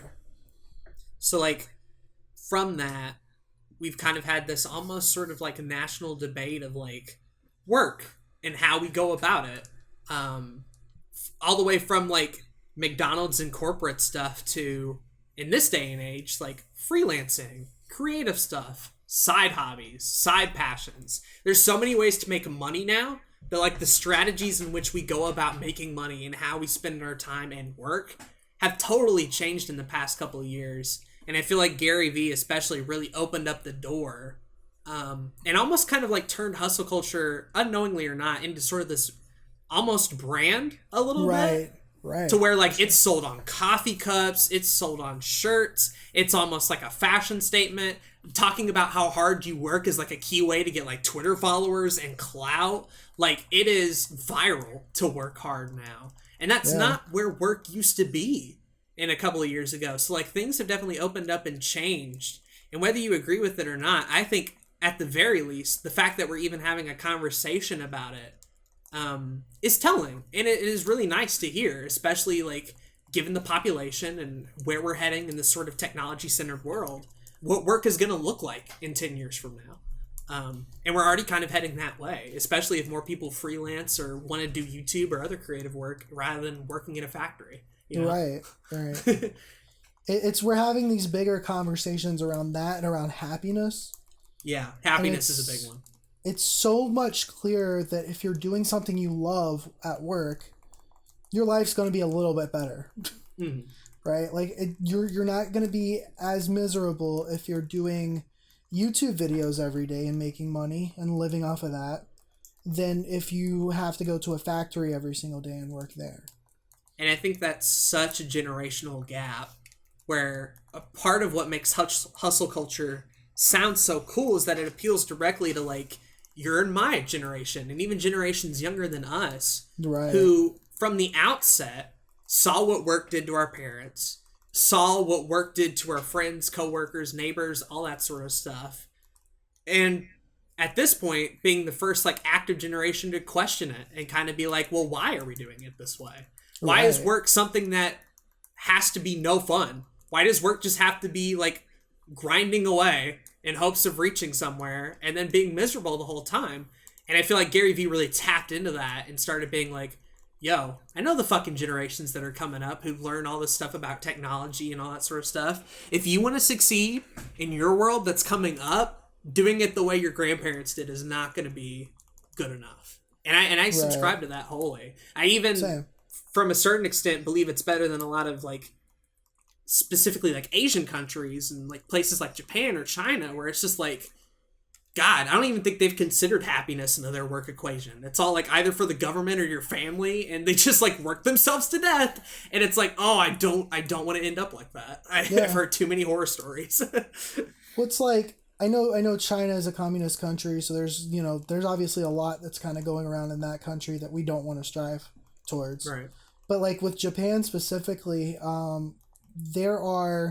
Japan's male population in their like 30s and 40s has the highest suicide rate in the world. Mm-hmm. Because these people work themselves to death. Like they work so hard in their company. Their company has so much overtime that they have to go through. And it's like people just don't see their fathers that much in Japan. But it's like branded in childhood too. Like if you're a Japanese kid and you're like learning, you want to talk about like strict parents. Like it's like fucking law there, right? Like don't come back with the B ever, or you don't feel love in this household, right? Like that type of shit, even from the parenting level, is so wildly different than how we talk about it. And I hope this, like, at the very least, whether you believe in hustle culture or not, can kind of open up not only the U.S. but the world to an idea of like working hard at what you love, but also not like just working to grind yourself out, trying to find that balance. I think. It's like I had to watch a documentary for a class in college, and it was like an early 2000s documentary, but even then people were scrutinized for not going to college and just working like a part-time job so they could do like a freelance type thing over in Japan. It's like crazy. And even if you were going to be like an animator or a video game designer or something creative like that, you'd still go to college for it over there. And you would still like, go through the ladder to get to the top. And like, even over here, even in the West, like college is still a very important thing. And like, we hear all the time in news stories about like this college admission scandal and shit like that, where like people are actively spending money to be sure their kids go to college. We value it that much. Which is wild to me. Yeah. Bribing to get into college because we as a society value that so much. And it's like, I'm glad Gary Vee opened up the idea that might not necessarily be the way to happiness, right? Like, we need that. Right. We need the option at the very... Whether you believe in college or not, we at least need the option to be like, it may not be right for you. And I like that that's at least opening up that conversation.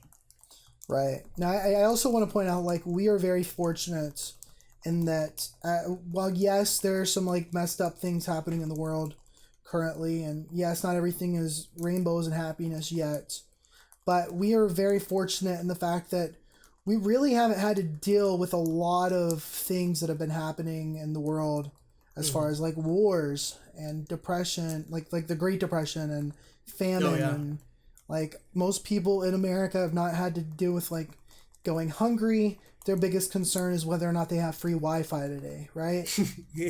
Like we are very fortunate, especially if you live in America, but even like, other first world countries, like we're able to think about happiness. We're able to start, thinking about what we could do as our career that's not grinding our hours away, right? And so that's something to, it baffles my mind when people are like, Gary Vee's connection with work is awful and it's going to make a lot of people not sleep and unhealthy, when what he's talking about specifically is instead of spending 8 hours a day doing something you don't want to do, spend 10 hours a day doing something you do want to do. Time management stuff. Right. Which makes sense to me. So I guess we should just like get into like overall opinions of like where we're at with the whole hustle culture movement, both like pros and cons. Yeah. I mean, I think pro number one obviously is like going like just what I was saying. It's just, we now have the option to make a creative career doing YouTube videos and podcasts and streams. And if we work ridiculously hard, 10 to 12 hours a day on that, then in a few years, we could end up not having to work as hard every single day, or even if we are working really hard, we're still doing something we love to do. We're surviving off of it, and we don't have to leave our house for 8 hours a day working at a factory or a grocery store or, all that kind of stuff to make ends meet. Right.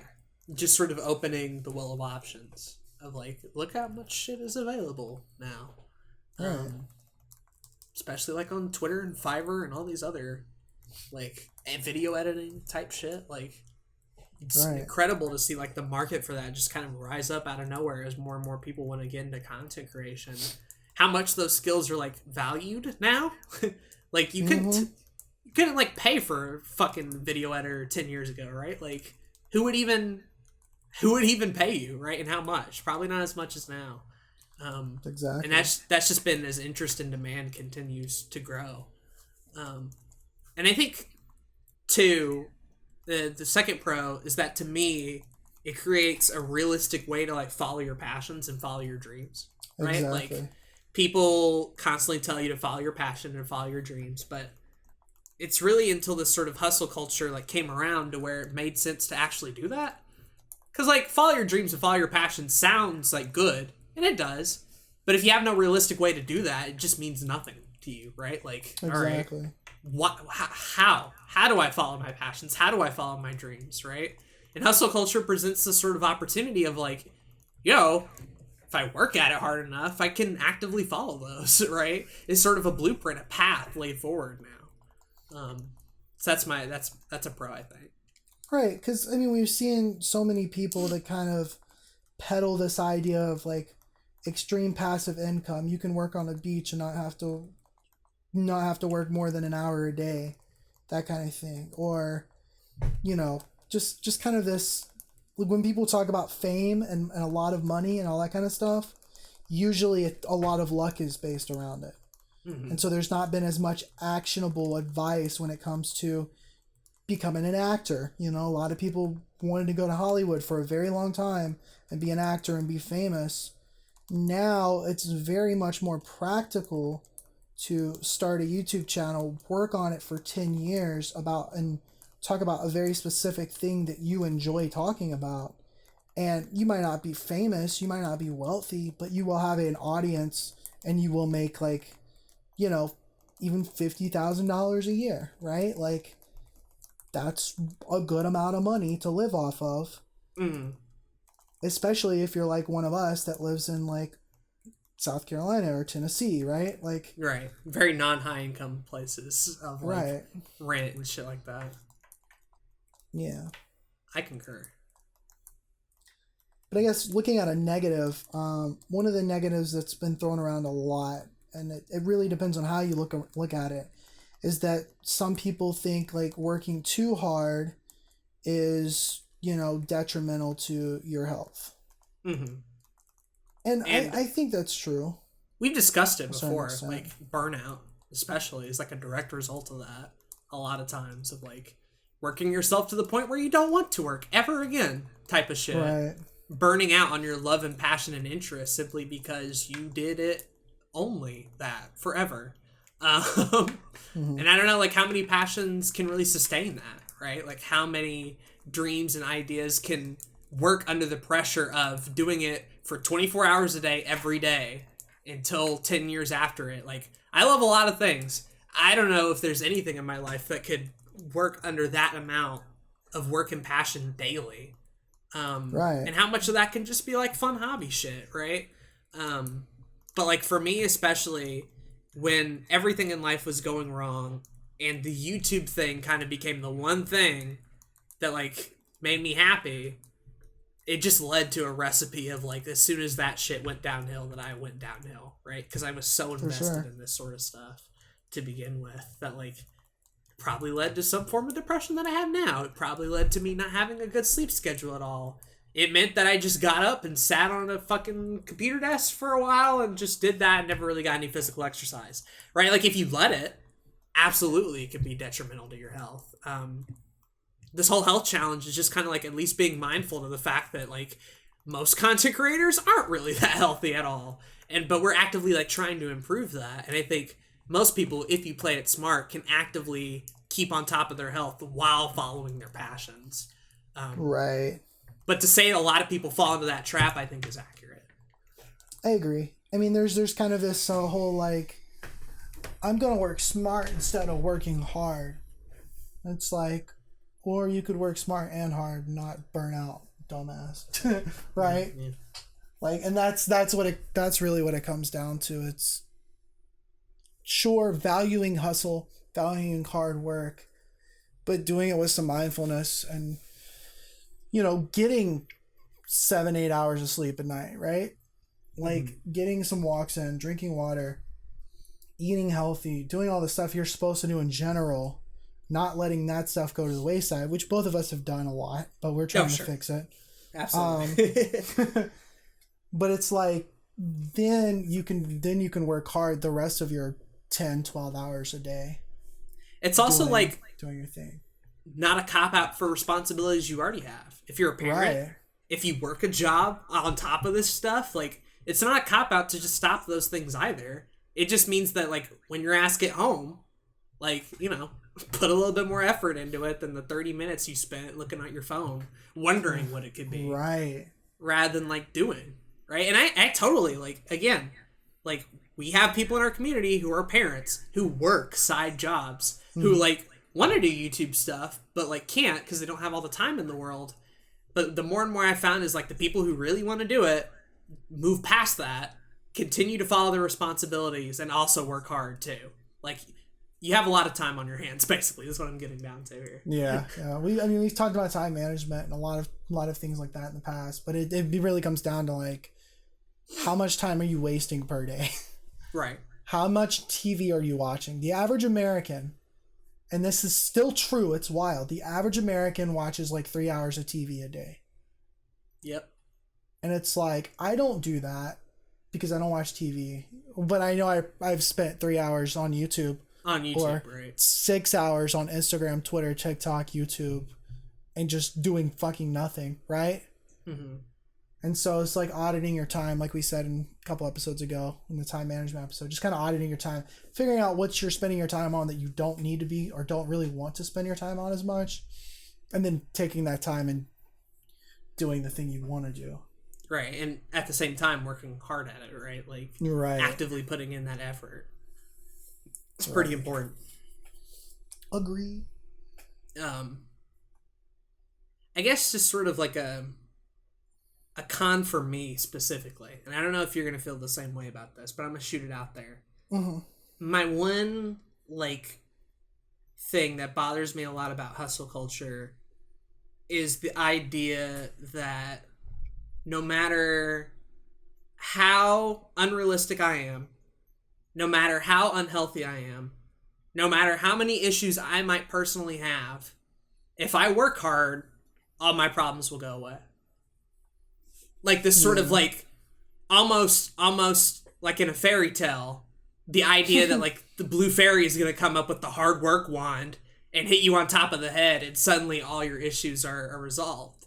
And it's like, no, not even remotely. But people think like that sometimes. They'll be like, oh, I want to be Steven Spielberg and direct 40 movies and also be Kanye West and have 40 albums and have 10 million Twitter followers tomorrow and like all this sort of shit when like they can't even pay bills on their house, right? Right. So the idea that like hard work is going to come in and magically save them from these situations, I feel can be like, in some form or fashion, depending on who you're talking to, a little bit misleading. Like it's not just that. It's just there's a billion factors at play here than just hard work alone. Is my one issue. And that's where self-awareness comes in, right? Right. It's like if you know that you want to, in your heart of hearts, when you really look at who you are, if you know that you want to be a creator doing YouTube videos, then fucking put your all into it. Like we said in the last tip, like, you know, still take care of your main responsibilities in your health, but put your all into it. And I genuinely believe if you are good at what you're doing and you work hard, you're going to make it. Mm-hmm. So you have to have the self-awareness of whether this thing that you want, that you say you want, is something you actually want. Or do you just want the fame? Or do you just want the money? Well, if that's the case, there's better ways of doing that, right? Right. But then also taking a look at what you're doing and what you're making and saying, either A, am I good enough to make it happen? Or B, am I willing to work hard enough to learn how to do what I'm doing better and become good enough? And then C, just working hard enough in general to make that thing happen. And then having the patience of like 10 years on top of that, right? Like, I think for me, hard work can do wonders for like a lot of people. Absolutely. At the very least, create a good work ethic, which is a very valued skill. But I think part of that is like, just like me and Zach were mentioning earlier, we grew up in very different circumstances, very different ideas and beliefs. We both live in the South, right? Which also plays a key factor of like where we are now. We both had our different interests growing up. We both had skills that we had to refine, and we both have skills that we're like not so good at either. But like we accounted for that, right? I feel like a lot of people, for whatever reason or another, it could make it the shallowest thing ever and just be like, well, if I work hard enough, I can do it. And it's like, not necessarily. Talent plays a big role. Finding the right people plays a big role. Flexing and learning's a big role, like you just said. Learning those skills, and you won't necessarily classify learning new skills into hard work, but like that's part of the process. There's other things that come with it. Hard work definitely being one of the most important, for sure. But to say that it's like 100% of the equation or the recipe, or that work alone is going to get you to where you need, is like a recipe for me to either burnout or self-delusion. Absolutely. Yeah. Absolutely. So I don't like that aspect of hustle culture specifically. Right. No, I agree. It's hard. It's hard to sell hard work to somebody who is... It's like American Idol. Oh, yeah. Like, you know, there's people that go on there that are really shit at singing, and they'll be like, my parents have always told me how good I am at singing, and I'm really excited for this shot to sing. And it's like, they go on there and they sound like ass, and you're like, live TV. I really hate that for you. It's like, why did your parents lie to you? But it's also like, why are you lying to yourself? Mm-hmm. That, and maybe you don't have the self-awareness to figure that out. Well, then in that case, you need to be willing to work 20 years at this thing you're doing and still somehow figure out how you're going to pay your bills and take care of your family, right? Right. And like, it's okay to have a hobby. Sure. Absolutely. But if you're wanting to turn into a career, you really have to have that self-awareness on whether you're good enough at it. And it's a hard conversation. I just feel like a lot of, you know, sort of that younger generation, even us included sometimes, maybe haven't had enough failures or hardships along the way that, like, had we had them, may have accurately informed, like, what path we should be on and if we're working toward the right path. Right. Because I do believe that there are legitimately people out there who just don't have any setbacks in life, and then they hear the idea that hard work can get them to wherever, and they do that, and they inevitably fail, and then quit, right? Or get depressed, or something worse. Yeah, for sure.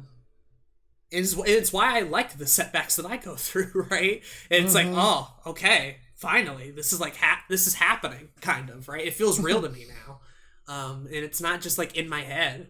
Like, there's actual like consequences to working hard, sacrificing being a thing that often doesn't have a nice brand around it or doesn't have an inspirational speaker attached to it. But sacrifice is a huge part of it as well. That comes alongside the hard work that gets a lot of people to where they need to be. No, for sure. It's something that I've been thinking a lot about this lately too. Kind of, we were talking about my childhood and stuff as we were going through that part of the segment. And like I said, failure really wasn't an option when I was younger. It doesn't mean I didn't fail at all as a kid. I definitely did. There were different things. But it's like the more I look at my childhood, the more I look at my work ethic and what I was involved in, it was like if I applied for something when I was younger, I was usually able to get it. Right? I applied to the college I went to. I applied to like 7 colleges. I got into all of them. I went to the one I wanted to go to. And it's like, I feel like I'm bragging right there, but it was just, that's what happened.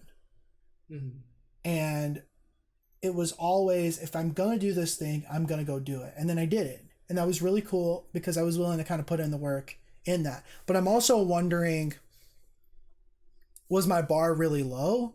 I don't think so. I mean, trying to get A's and B's on everything isn't particularly easy. No. We both know that. Yeah, absolutely. So it's like I still put some work behind it. The college that I went to, I was able to get a full ride for. So it's like I worked hard to get there.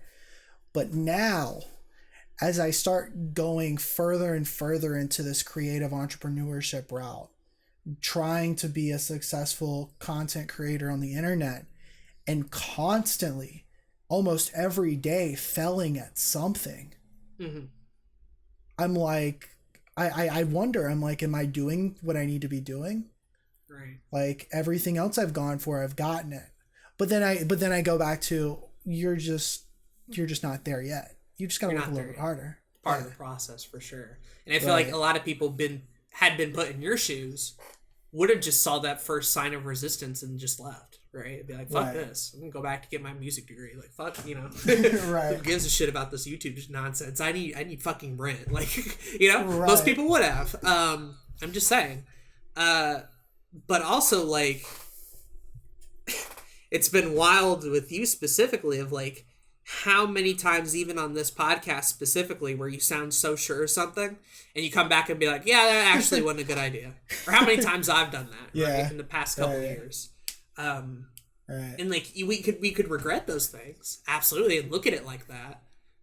But to me, it's like a sign of growth of like, oh, that didn't fucking go anywhere.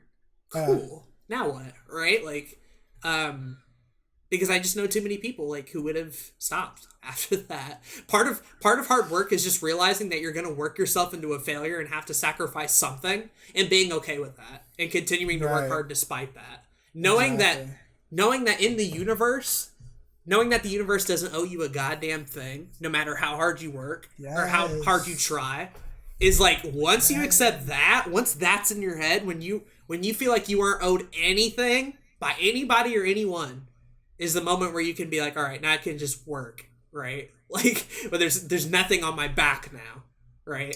I make it or break it based on my own shit, I think that's what gets me through all the failures now, because it's like I dealt with struggle as a kid. I say I didn't deal with failure, but I dealt with struggle. Yeah. Like there were other circumstances that weren't in my control that made what was in my control harder to do. So it's like, I think that kind of stuff definitely helps now, because it's like, I know that nobody's going to hand any of this to me. And there are going to be people that are going to, or there are going to be situations that are going to actively try to stop me from doing what I'm doing. But if I continue to work hard at it, I know that eventually I'm going to get there. I think maybe if I regret one thing about like my childhood experience specifically is once I'd gotten to that point in middle school, where I just stopped caring. Like, I was okay with stop caring about school stuff, because to be honest, I still don't care about it now. So I'm still on that middle school grade length. But I do wish, like, I would have gone out more. I do wish I would have, like, had some cool experiences to share. I do wish I would have stuck with band, or hell, a student council, or, like, joined a chess team, right? Because what ended up happening a lot of the time is I set the bar so low for myself on a lot of that stuff where, like, so long as I was just, like, coasting by, I felt happy. Yeah. And then, like, I wonder why I don't feel self-confident about a video that I'm posting out. Because, like, up until this point, you know, I'm not a risky guy. I didn't take a lot of those risks as a kid. And now has been the time where, like, all right, every video is a fucking risk. Here goes. Like, it's 0 to 100 almost. Of going out on that ledge and going out and trying those things. And I did. I ran for student council president, like, 2 or 3 times. Have I told you this, actually? No, you haven't. So this is a great story. So back in junior high, specifically, part of student council. And of course, if you were part of student council, you had the opportunity to run for president. Yeah, I did it in like 6th and 7th grade. Didn't have time in 8th grade. All that sort of shit. So it would always be like the popular girl, right? Like number one big shit, like popular girl 100% of the time. And then usually no one would run against her, right? She would go in, fucking steamroll, and then just win every time. But me, being the kind of creative guy I was or whatever, is like, yeah, I'll do it. Like, what? Yeah, I'm gonna do it. And so a lot of my campaign shit in junior high, being junior high was memes. It was meme shit. And I'm not talking like relevant memes. I'm talking like Chuck Norris memes run a lot of my posters. A girl called Bernice from like South Beach Toe was like an inside joke at my school, so I put her on a lot of posters and shit. I did that in like my spare time and just hung it out places, whatever. I'd go like convince my friends to vote for me or whatever, and that was fine. What a lot of people didn't like was at the end of the election cycle, the day you were supposed to vote, you had to get in front of the entire student body and like prepare like a speech. Right? Mm-hmm. Everybody's there in the gym. Everybody's watching you. And at that point, most people will be like, no, fuck the joke, I'm leaving. Right? Right. And so, Aden, with his Chuck Norris speech in hand, offering promises that I could not keep whatsoever, got in front of the entire student body, nervous as all hell, gave the speech, had a fun time. Obviously, a lot of the popular guys were just eating this shit up. Like, they were just like, right. Whoa! This is epic. My friends thought it was epic. A lot of people didn't care or knew who I was. And then I lost, and I did it again next year. Right? Yeah. Like, despite all of that, despite the amount of embarrassment, throughout high school, I constantly got reminded of that shit multiple times. Despite the embarrassment, despite the memes and the jokes and all this sort of stuff, it was one of the few moments I remember of being like, yo, that took fucking balls to do that. For sure. To put myself out on a limb for everybody in this junior high to look at my stupid posters and to give a dumbass speech that I wasn't confident about whatsoever in front of the student body.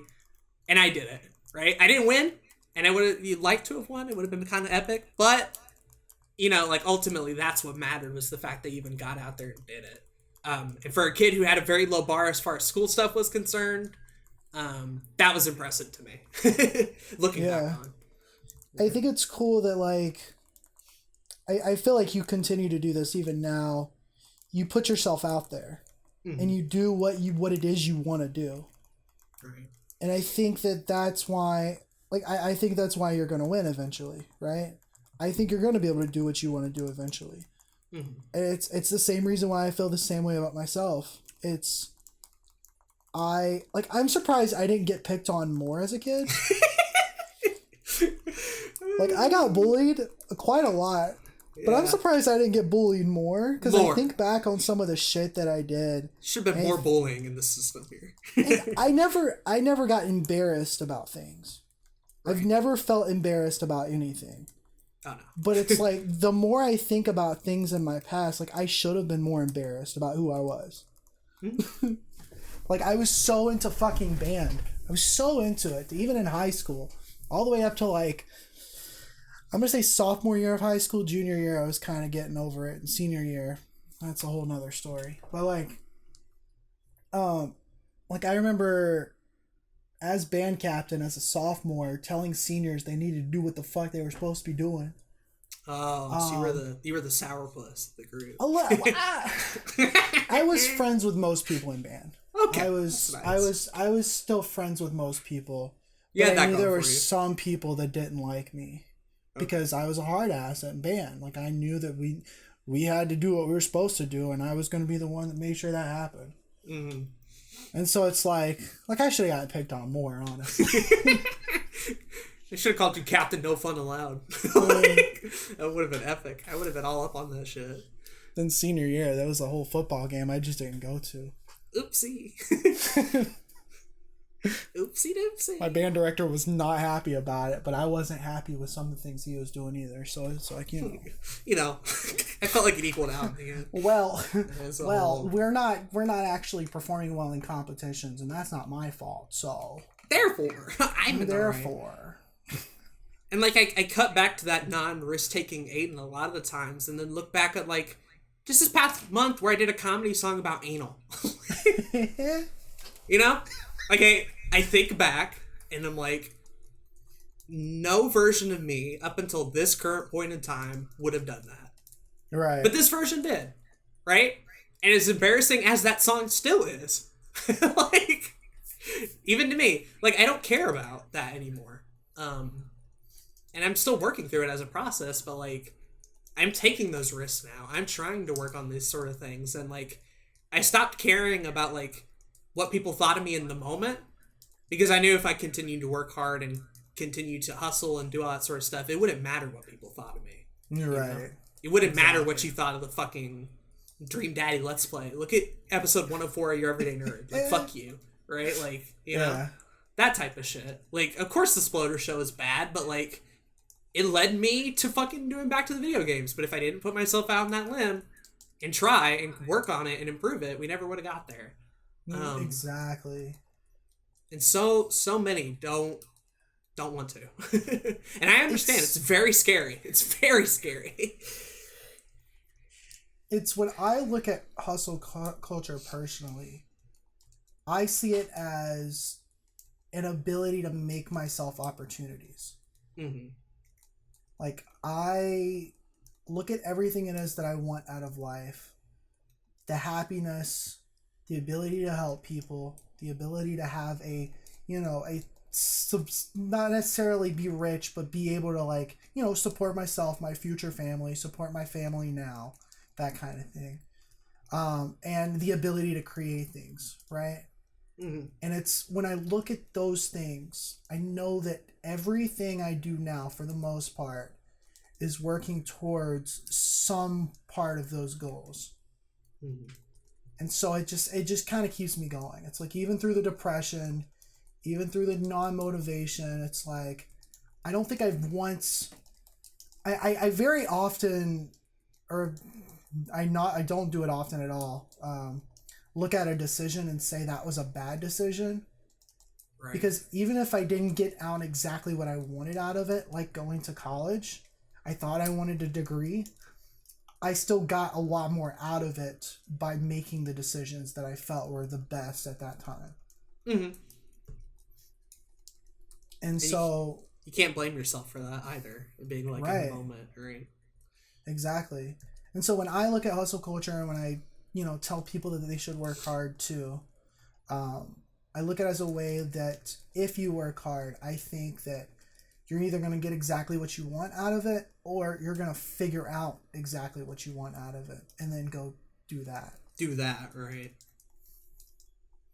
Or at least putting yourself out there enough to the point where, like, maybe you found out you don't want to do it, but this aspect of it is really cool, and then you can work on that, whether it's video editing or scripting or whatever, right? Like, but at least pursuing it in the first place, of taking that jump, is the hardest part, I find, a lot of the time. And then, like, after that, the next scariest thing is just, like, continuing to work hard on day 300 compared to, like, day 10. Yeah, exactly. That's the other thing. It's like, it is... I hate the term and I love the term. But let's talk about like the grind, right? Yeah. Because there's definitely been one of two stigmas. You have, on the one hand, the grind everyday people. What you doing? Grinding? I was fixing to go get a sandwich. Sorry, I can't eat. I'm too busy grinding, motherfucker. All right? What you doing? Taking a shower. You over here getting this bread while I'm getting this bread. I'm grinding over here constantly. Just pro grind all the time. Nothing matters. Wake up, grind time. All the time. Like a fucking gym bros or whatever. I don't even know. And then you have the people who are on the other opposite end of the spectrum of like, grinding is actually dangerous to my own health and passions. So if I work too hard, I might not enjoy doing it anymore. So I'm just going to work a small amount each day. And that way, the work will build up over a couple of years and I'll get grinding, right? Like that type of shit. Yeah. Whereas I'm like, I don't think either are like healthy. My perspective on it, I think the word grind has almost completely lost its meaning at this point of like what it means to do that. Grinding sucks. Yeah, no one should fucking grind culture, boy. Let's put it in perspective. When you're talking about grinding in an RPG, it means that you're doing the same fucking thing over and over again until you get up a level. Right. Or you get a new skill, or you do something like that. Grinding fucking sucks. But not fun. But if you do a little bit here, you do a little bit there, you level up a little bit here, level up a little bit there, then you are gonna eventually get something out of it. In an RPG, it's another level. In life, it's maybe you got a raise, maybe you made a little bit more money, maybe you built a new relationship, maybe you just made a really cool YouTube video. Mm-hmm. But yeah, you're right. Grinding as a whole, I think, can be detrimental. And I don't particularly like the use of the word grinding at all. Like, the only time the grind has ever helped me is, like, when there's a deadline. Yeah. When was Aden #grinding? When the paper was due tomorrow morning, we were on that hashtag grind life, okay? In those instances, for a very micro period of time, go ahead. Right? Like, I don't think anybody has a problem with micro grinding to finish a project or a deadline or, like, a responsibility to, like, a loved one or a family member or a task at your job. Deadlines are important, and if you have to grind to get them done, get them done. I think my problem is this idea of, like, every waking second of my life is this macro grind. And that I need to exhaust myself continuously every day in order to even get some of the opportunities I want. And that's where I have a problem with it. It's like, yeah, but breaks are good too. Yeah, but working smarter is a good idea too. Yep. A lot of the times people just grind themselves unnecessarily. Like, what are they doing it out of a lot of the time? Because someone told them to or it was popular? Like, grinding should be saved for these few specific instances when it really matters and when you need it. Like, it's a secret weapon. It's a secret sauce. It's not a do every 24 hours of every day in the shower writing DMs to hopefully reach an entrepreneur while you're taking a shit type deal. Like, you can chill. No, for sure. I agree. I think I think there's just a lot of people that don't know exactly what they want. And so they look at hustle culture and they say that I either work really hard or I don't. And there's this very kind of polar opposite thing going on here.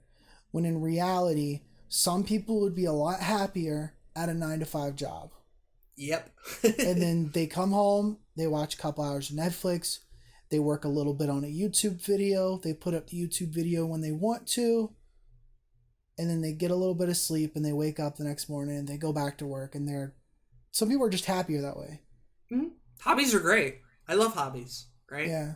I even love, like, shit, like, people who are passionate about grocery stores, because, like, it makes my experience better. Like, you know what, fucking, if you are in a shitty job and you hate it, but you're making the most of it, like, shout out to you guys, right? Like, I totally empathize with being put in a situation like that and still giving it your all, right? That's hard work ethic when it comes down to it, and, like, those people are dope, you know? Agreed. I mean, I'm also like considering a couple of like personal projects that I'm doing now that might be put out in the future. I'm actually considering taking one of those projects and just keeping it all to myself. Sure. Like I'm thinking it might be a cool thing to like create something and just keep it in myself.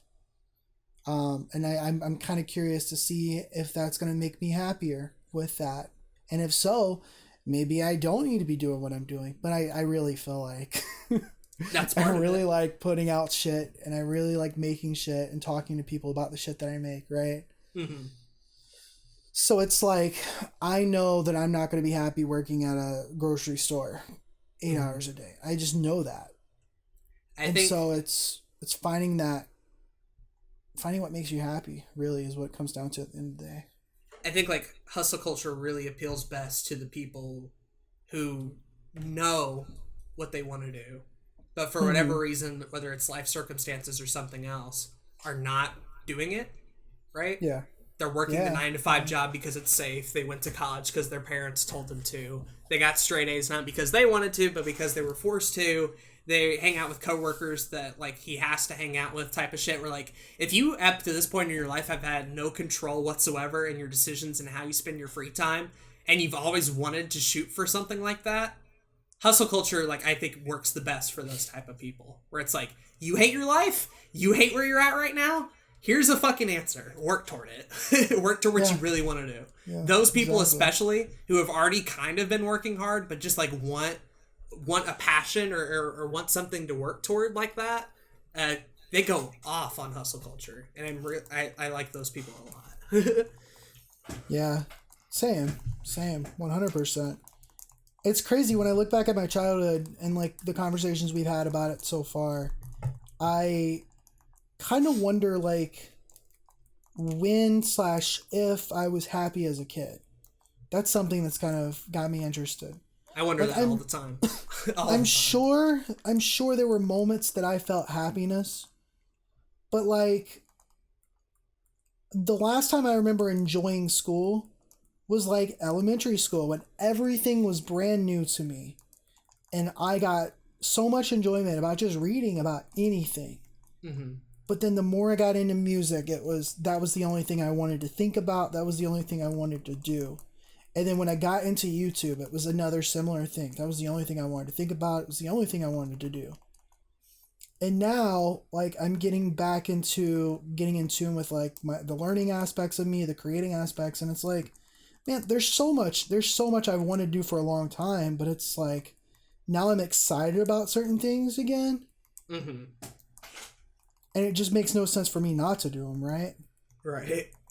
When you have the option, right? When like there's an avenue available, Right. go for it. You know, fuck it, right? And if that means scheduling myself so that I'm actually getting a sleep schedule, then awesome. That means I get to be doing more of what I want to do and less of just, staying in bed doing nothing.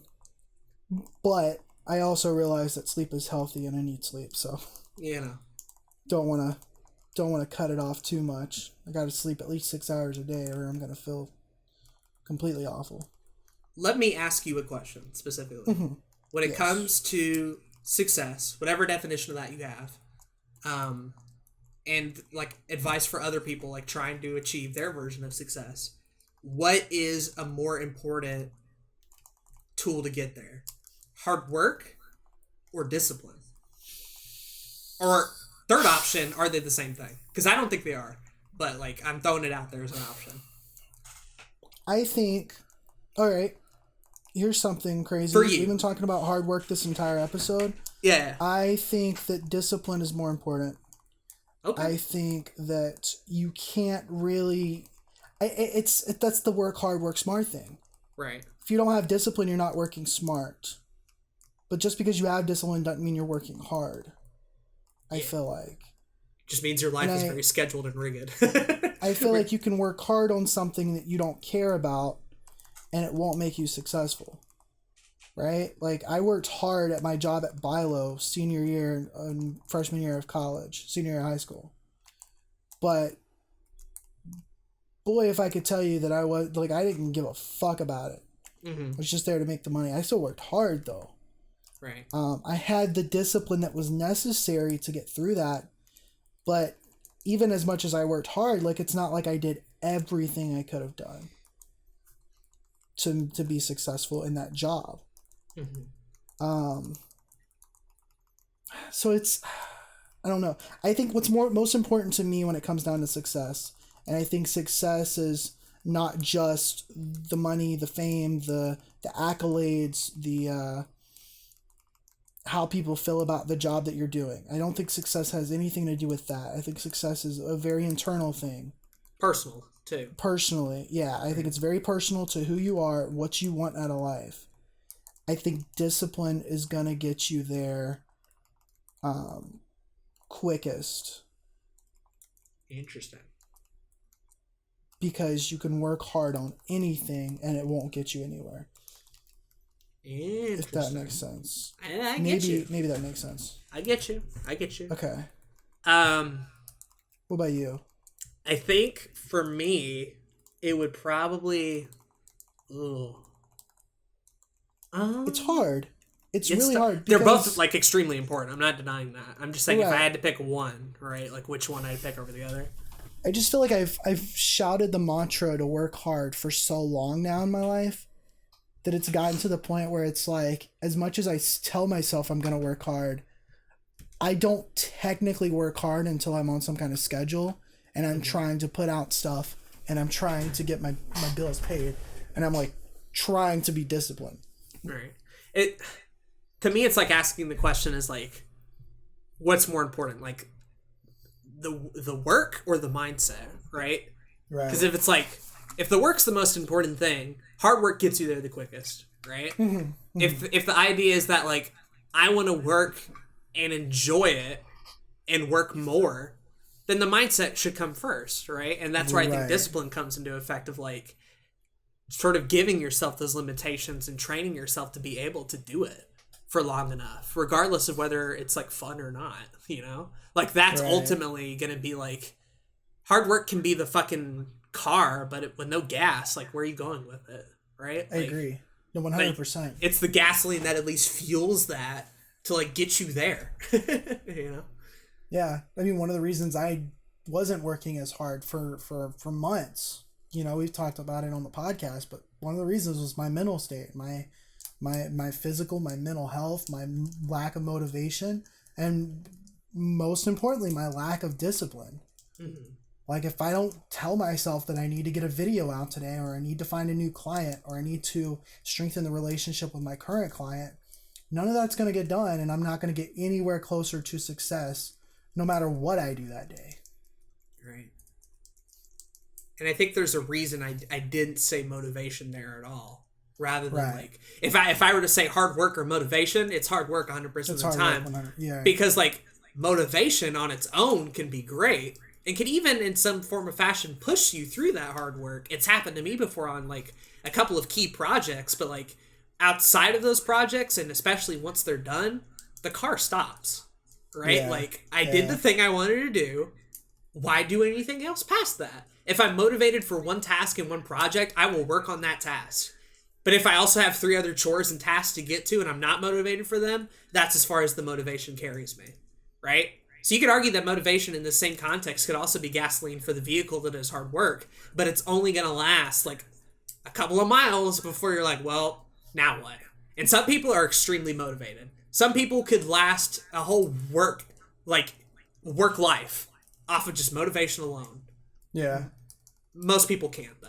Right? Motivation is the air conditioning when it's a hot day. When it's a hot day, right? When it sucks. Right. But like motivation isn't going to be there forever. Discipline can be, right? Yeah. And discipline's at least realistic. Motivation can't always be there, especially if you're like me and Zach, where depression comes and then motivation's fucking left. It's gone. It went out on vacation for a couple of weeks. But discipline was always there from the beginning, right? Like you got even me when you're fucked depressed. Up now. Because I'm like I'm thinking back to like how I really haven't had an issue with lack of motivation until recently. Mm-hmm. Like I just haven't. I for my entire life I've always felt like motivation is the thing that's kept me like going and kept me out of depression. All that, it's entirely untrue. It's discipline. It's 100% discipline. Like having my parents tell me you got to do good in school. Or your ass there really wasn't an option, right? It's like that kept me doing good in school, and having grades that I had to do well or having to graduate or whatever it may be like those very actionable metrics, very specific goals, those kept me going. And now that I'm doing a creative career where the only extrinsic like value that I'm getting out of it is money, like as far as like something that specifically like rewards me in a physical way, right, is money or followers or subscribers or however you look at it, right? Like those things, they do motivate me a little bit,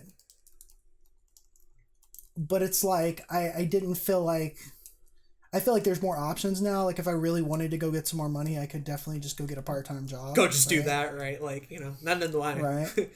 But it's like, that's not something I want to do.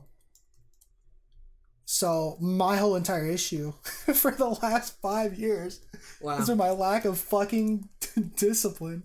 Right. That makes sense. I mean, I've been more motivated these past couple of weeks because I've been trying to be more disciplined about things. And even like to tie that in back to hard work is like, hard work typically in the context that it's brought up in is not something fun, right? Right. It's not fun at all. Yeah. It's not like work could be fun. Hard work is mostly not fun, right? And so even though like more and more people are working toward their passion and working for something that they love and all that sort of stuff, and that's great, even when you work toward your passions and toward your dreams, there is always some part of your passion and some part of your dream that is not fun. And ultimately what's going to get you through that is not the motivation or the love or the joy of the craft, but the discipline to push through that shit to get to the fun part later, right? Like, you know, if every hobby was just like perfect and had no flaws in it whatsoever, like just be motivated and work through it, right? But even like being a YouTuber, there's several parts that aren't fun about being a YouTuber. Like taxes. I keep hearing a lot about YouTuber taxes. Seems to be the theme of 2019 of like, oh yeah, we pay taxes and like 50% of all of our shit goes to the government. I'm like, wait, what the fuck? Yeah. No one talked about this. This wasn't part of the dream. Yeah, get hired for episode 203 of another YouTube podcast where we talk about taxes. We just spent a whole episode on taxes. I'm looking forward to that day. That's when you know you really made it. When half your income is out for taxes and stuff. Like, what about that is fun? What about that relates to your passion or your joy? Thing is, you got to work through it, and you have to work through it, and it's going to be that discipline that pushes you through, not motivation. No one's motivated to do taxes. Yeah. No one's motivated to clean their car or put gas in it, but you have to, right? Or you're going to fucking be stranded. Like, you know? Yeah. I literally put myself in the mindset of probably about a year ago and a little bit before that too, where it was like, I'm working all the time. Like I was working all the time, like I do now. But because I put it in my mind that watching a movie for an episode of Your Everyday Nerd is technically work, it's technically going towards my video. Like I categorize that as working. Yeah. And it's like, but that wasn't hard work. It wasn't hard for me to sit there and watch that movie. It was fun. It was relatively easy and fun, right? But it's like all of the hard work that I needed to be doing. Like putting out a video every day when I was saying I was going to do that. Or better yet, you know, the freelance work to pay my bills and shit. It's all the hard work I wasn't doing nearly as much of. It's so wild when like I talk about a game or a movie or whatever, and I'm so excited in the moment as I'm talking about it, and then the next hour or so is me scrounging YouTube and recording gameplay to get that shit in the edit so that I can show what I'm talking about. Yeah. You know how like not fun that shit is, right? But like I have to do it if I get the video out. Otherwise, I just recorded me talking to myself, right? And that goes nowhere on its own. Or like you could have fun doing an entire recap script, but it doesn't change the process of going through each individual scene as you're talking about it. But editing recaps sucked. And editing it all together. Like, cause that's work and it's hard and it's fun, but you have to do it. Right. So yeah, I think I agree. I think discipline's a little bit more important, but both are extremely connected to each other. Yeah, exactly. Again, just by like trying to be more disciplined, trying to have a schedule and stuff, the hard work has been more prevalent, and I've been doing more of it than instead of trying to focus on motivation. That's fucking wild. I like the car analogy. It's been my favorite part of this podcast is that whole car bit. When we get a highlight reel of this podcast, like once it's all said and done, this episode, man, I'm telling you, that car analogy, it's going in. Yeah. It's going in the highlight reel. Whoever edits the highlight reel, whoever it'll be, but yeah, not me. 20 years, not Zach. So I'm not somebody in the future. So if you want to do a highlight reel, you can email us at another YT podcast. Another YT podcast and we'll give you clout. Clout, really? Whole ass clout. You get one whole clout. That's wild. So like, I guess to ask another question then, like, is it really hard work if you're expecting something at the end of it? Or does that not change the fact that it's still work, but like the reasoning behind it maybe just is a little flawed? I think we could do an entire episode on expectations. Oh, we have, I'm sure. If we haven't already, right? Yeah. I feel like expectations are something that can disrupt hard work, can disrupt discipline, and fuck with motivation. Oh, yeah. So it's like, I think general expectations are good. Like, generally knowing a goal is nice, right? Having a goal. Like, I want to do this thing as my career. I need to work really hard to get there. I'm gonna work really hard. I expect myself to put out so many episodes of this series. And I expect myself to learn as I continue to do this series and to continue to get better at my editing and my script writing and my presence on camera and all that kind of stuff, right? I think expectations of yourself, expectations of the work you're putting out, I think that's good. But anytime you try to like put an expectation of, I expect to make money from this, I expect to be famous from this, those kind of things, that'll fuck you up, because then you'll get through a year of something and you haven't really made any money from it and you're like, well, I failed. And that'll mess with motivation, which will then mess with your discipline, and then it's all just kind of so basically like don't have expectations for anything outside your control. Like if you can't actively absolutely do it, like probably don't. I mean, I think that's a good lesson. That's one of the most important lessons I've ever learned, because I used to be super stressed out about fucking everything. Mm-hmm. And I would like stress was just something I always dealt with. And like, I'd go to school and I'd be stressed about like fucking my family, my friends, my life, the school, like the news, just be stressed out about everything. Right. Mm-hmm. And it was when I realized that, I shouldn't be so stressed out about band, because I'm doing everything I can in my control. There's a lot of other factors that are making it not a good program and all that kind of stuff. I started to feel a little bit better about myself. Sure. Just a little bit. And with YouTube, like, there's so many expectations that creators have on the platform, on their viewers, on the people they even work with when they make videos, right? Mm-hmm. If you get rid of those expectations, I think you're going to be happier in the long run. I think probably like one of the biggest traps that I've run into and a lot of people have for the YouTube specific stuff is just like the idea that your analytics somehow equate to the amount of work you put in. Yeah. Because guess what? Those two are not connected. It does not matter. At all. Yeah. Get analytics on videos that didn't have a whole lot of work put in, and you can work on your masterpiece and have it get 2 views. Yep. End of the day, talked about it earlier. Not in your control at all. I got a video that spent me a few hours to make, and I am not particularly happy with it. I didn't really enjoy making it, and I canceled the entire series. And that video is now my most viewed video on my main channel. Yay. My most viewed video is a video that's now privated. Because it was me playing a typing game as a 16-year-old. My man. And so it's, and yeah, I've spent like tens of hours on projects that have got like barely any views. Sure. But people see like, oh, it's a number. This must be like relative to how hard I'm working on it. And it's like, not necessarily, right? There's a lot outside your control when it comes to that sort of shit. Algorithmically, your audience, the topic, the title, the thumbnail, like so many things, tags even. Right. Like even with like our group projects, like I have no expectations out of you. I have no expectations out of Jay or Parker or Kyle when it comes to that thing. Mm-hmm. I have expectations for myself, and I should probably have more expectations of myself if Lions aren't game. If I'm being honest. That's brilliant. Why? No, I expected a Fire Red to come out on Wednesday, and it came out. What else do you want? All right, like I want above and beyond. Exactly. But no, it's like I've put a lot more expectations on myself than I do anybody else, which is also detrimental.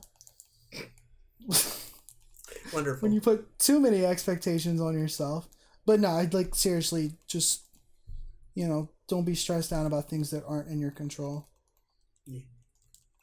Especially when it comes to hard work. Like, if you were meant to be at an office at 8 a.m., you left at 7 a.m., and there was traffic for an entire hour and a half, and you didn't get there till 8:30, then, that wasn't entirely your fault. Sure. Absolutely. Or even the idea of, like, if I put in this many hours, I'll get this product, right? Like, I don't know. What are you doing in those hours, right? Like, what are you working on? What's the focus? Exactly. We don't know. You don't know a lot of the time. But to at least have that mindset of, like, giving your all in the projects, no matter how long it takes, is, like, pretty nice. Yeah. I guess one more question. This is the last one I have. And I'd rather you answer it than me specifically, because I'm not the best at this either. Okay. For people who don't have a strong work ethic and who want one, right? Like, they hear all this and like, man, hard work's important, but man, I have never been that guy, right? Either due to circumstances or life stuff. Like, what do you think is like the key to building, not necessarily how to do hard work, but how to at least build that work ethic? To finish projects or do whatever they want to do in life. What would be your advice? Because I couldn't answer that very well. Like, I don't know. Fucking, it fluctuates so much for me. No, for sure. I think it's, like using school as an example. Because we both talked about our experiences with school, how we both kind of had that fuck off moment, and realized you could get by a lot easier if you didn't put in as much work with school. A lot of people kind of figure that out, whether they realize it or not. They either go through school getting all A's, or they realize, hey, if I just actually hung out with my friends today, I can still get a C and be okay. So I would say, depending on what you're doing, figure out how hard it is to get where you want to be. Like, I think that's number one. Sure. Where are you working toward, at the very least, right?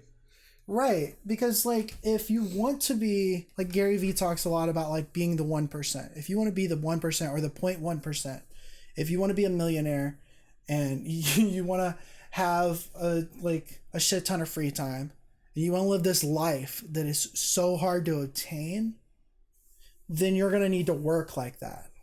Right. Like, you need to sleep 6 hours, wake up, fucking work on the toilet, that kind of thing. Like you were saying, don't do that. But like, if that's what you truly want, if that's the life you want, if you're that's dreaming, when you're gonna need to work there. If you're dreaming in the atmosphere type shit, that high up, probably. Right. Right. That's what you got to do. If you want to be a Beyonce, you need to work like Beyonce, and then you have to have then you have to think about whether or not you have the talent to get there, right? Or you just got to work even harder. Right? Like, learn enough, work, build skills enough to where you can get there. But it's also really making sure that's what's going to make you happy. Because my suspicion is, if you don't have that much of a work ethic, you don't like to work hard towards any particular goals, but you want to be like this famous rich person, then my guess is that by becoming that famous rich person, you're not going to be happy. Oh, yeah. For sure. Because you have to work really hard, and you don't like to work really hard, so that's not something that's going to make you happy. I think in this hypothetical, let's just say like they do, right? Like they want to work hard and they want to get to it, but just haven't, right? Like they're at least somewhat level-headed about that's it. An interesting, that's an interesting, but just haven't done it scenario. Yeah. Right, because it's like usually people that want something have worked at least at something before. Right. Like if That's they true. want to work, usually they've done some working. They've done it, right? So if you're in a situation where it's like, maybe you're in a situation where like you have a work ethic, but it's not good enough to do exactly what you want to do, then I would say, like, what are you spending time on that you don't need to be doing, right? Figuring out ways to make the hard work easier. That's true. Even if it's just something as simple as, like, I know I should record a video every day so I can get ahead and actually put out content regularly. But it takes me 20 minutes to set up for a video. It takes me 2 hours to set up for a video because I have to take my microphone and my laptop and my camera all the way into the other room to record. And then I have to do this, and this. It's like figuring out a way to make that a 10-minute setup instead of a 2-hour, or a 5-minute setup instead of a 30-minute setup.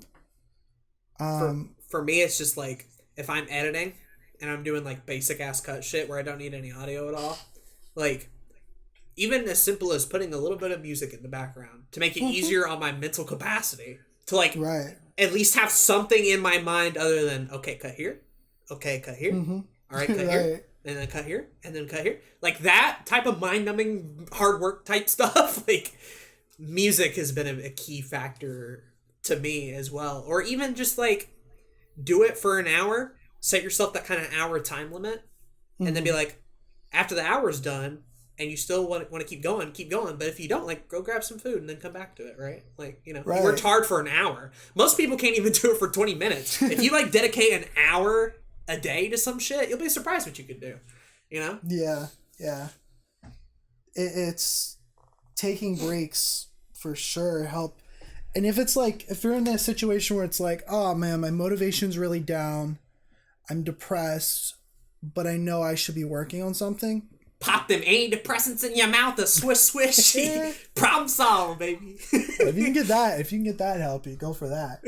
But like one of the things that I think have helped me a little bit here recently is like, I need to switch gears into like, oh man, I've been watching YouTube for an hour. I need to get some work done.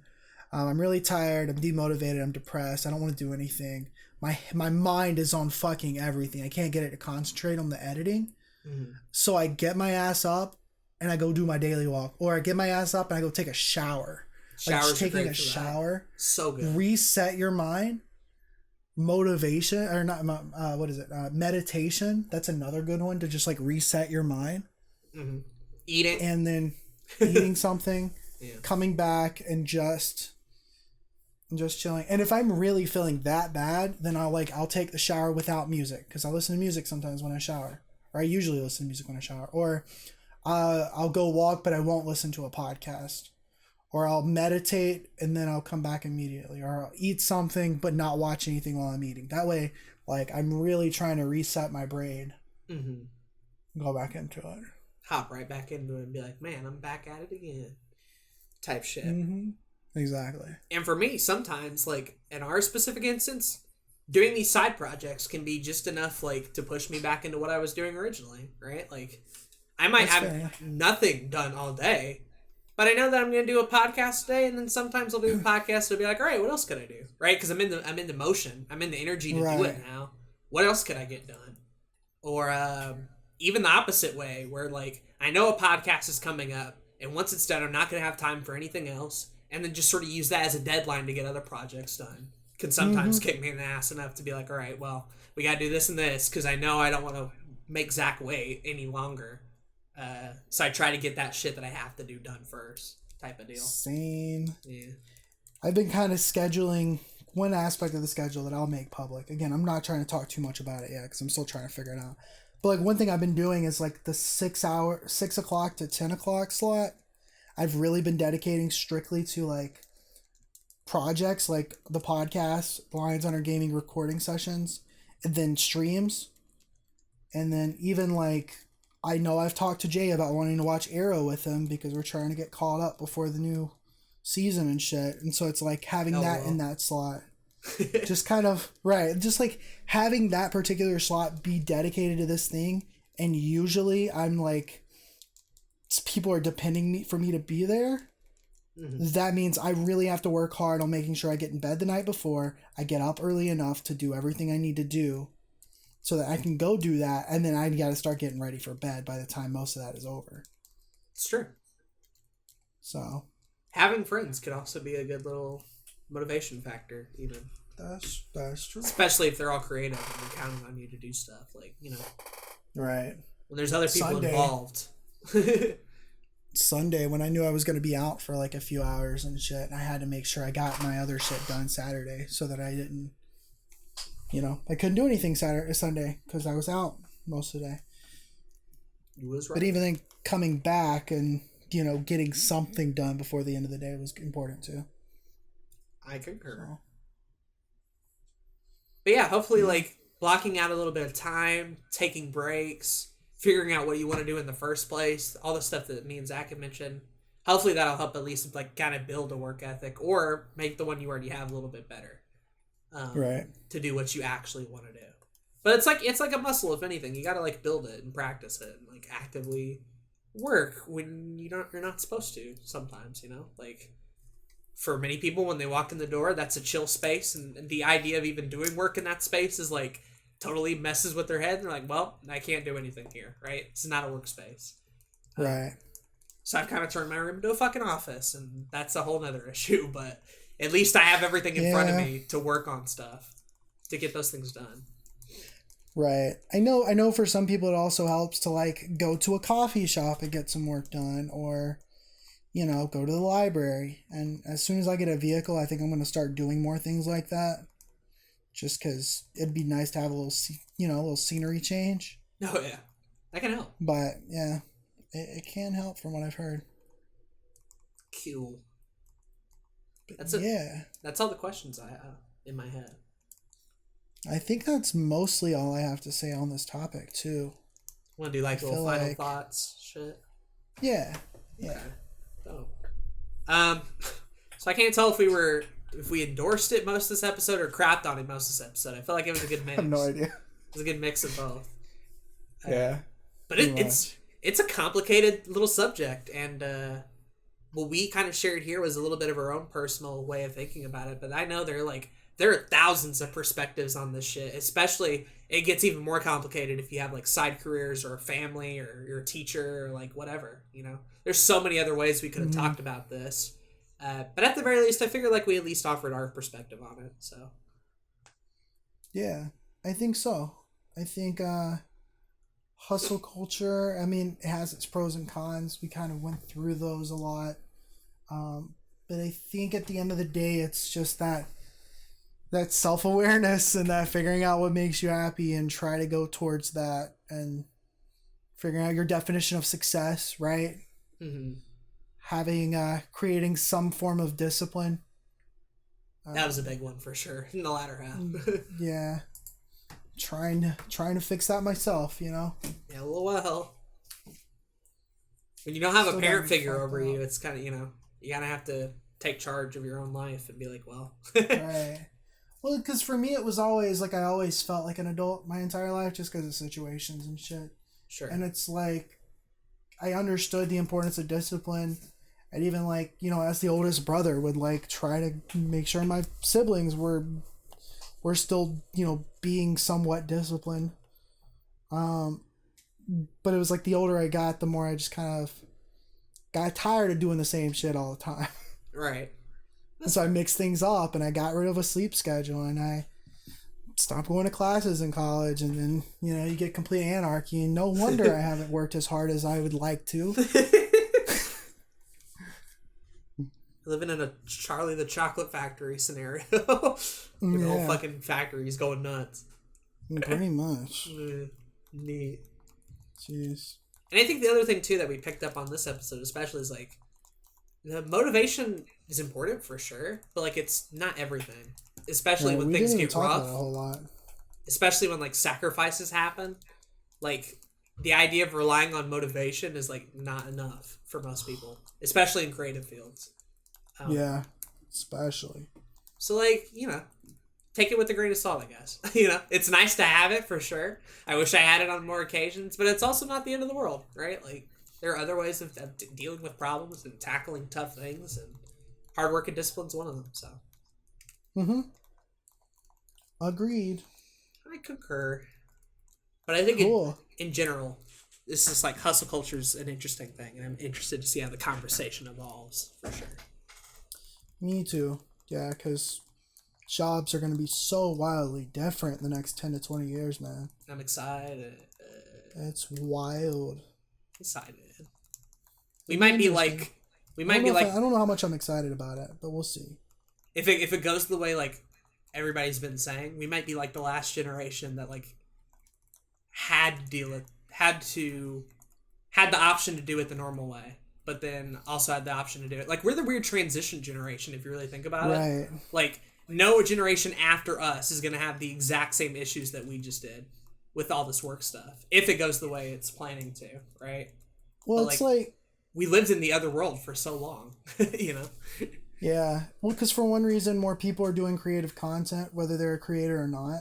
Yeah. So it's like more of those jobs are opening up. And then, like, once AI gets good. Oh, shit, yeah. Like, AI is going to fucking wipe out most jobs. And so people are just going to have to figure out some way to make money, and they're not going to be able to work at McDonald's, or they're not going to be able to work at a fucking factory or whatever. Sure. And, work on the transition. That shit'll be crazy. Oh, yeah. We'll have to wait and see, I guess. For sure.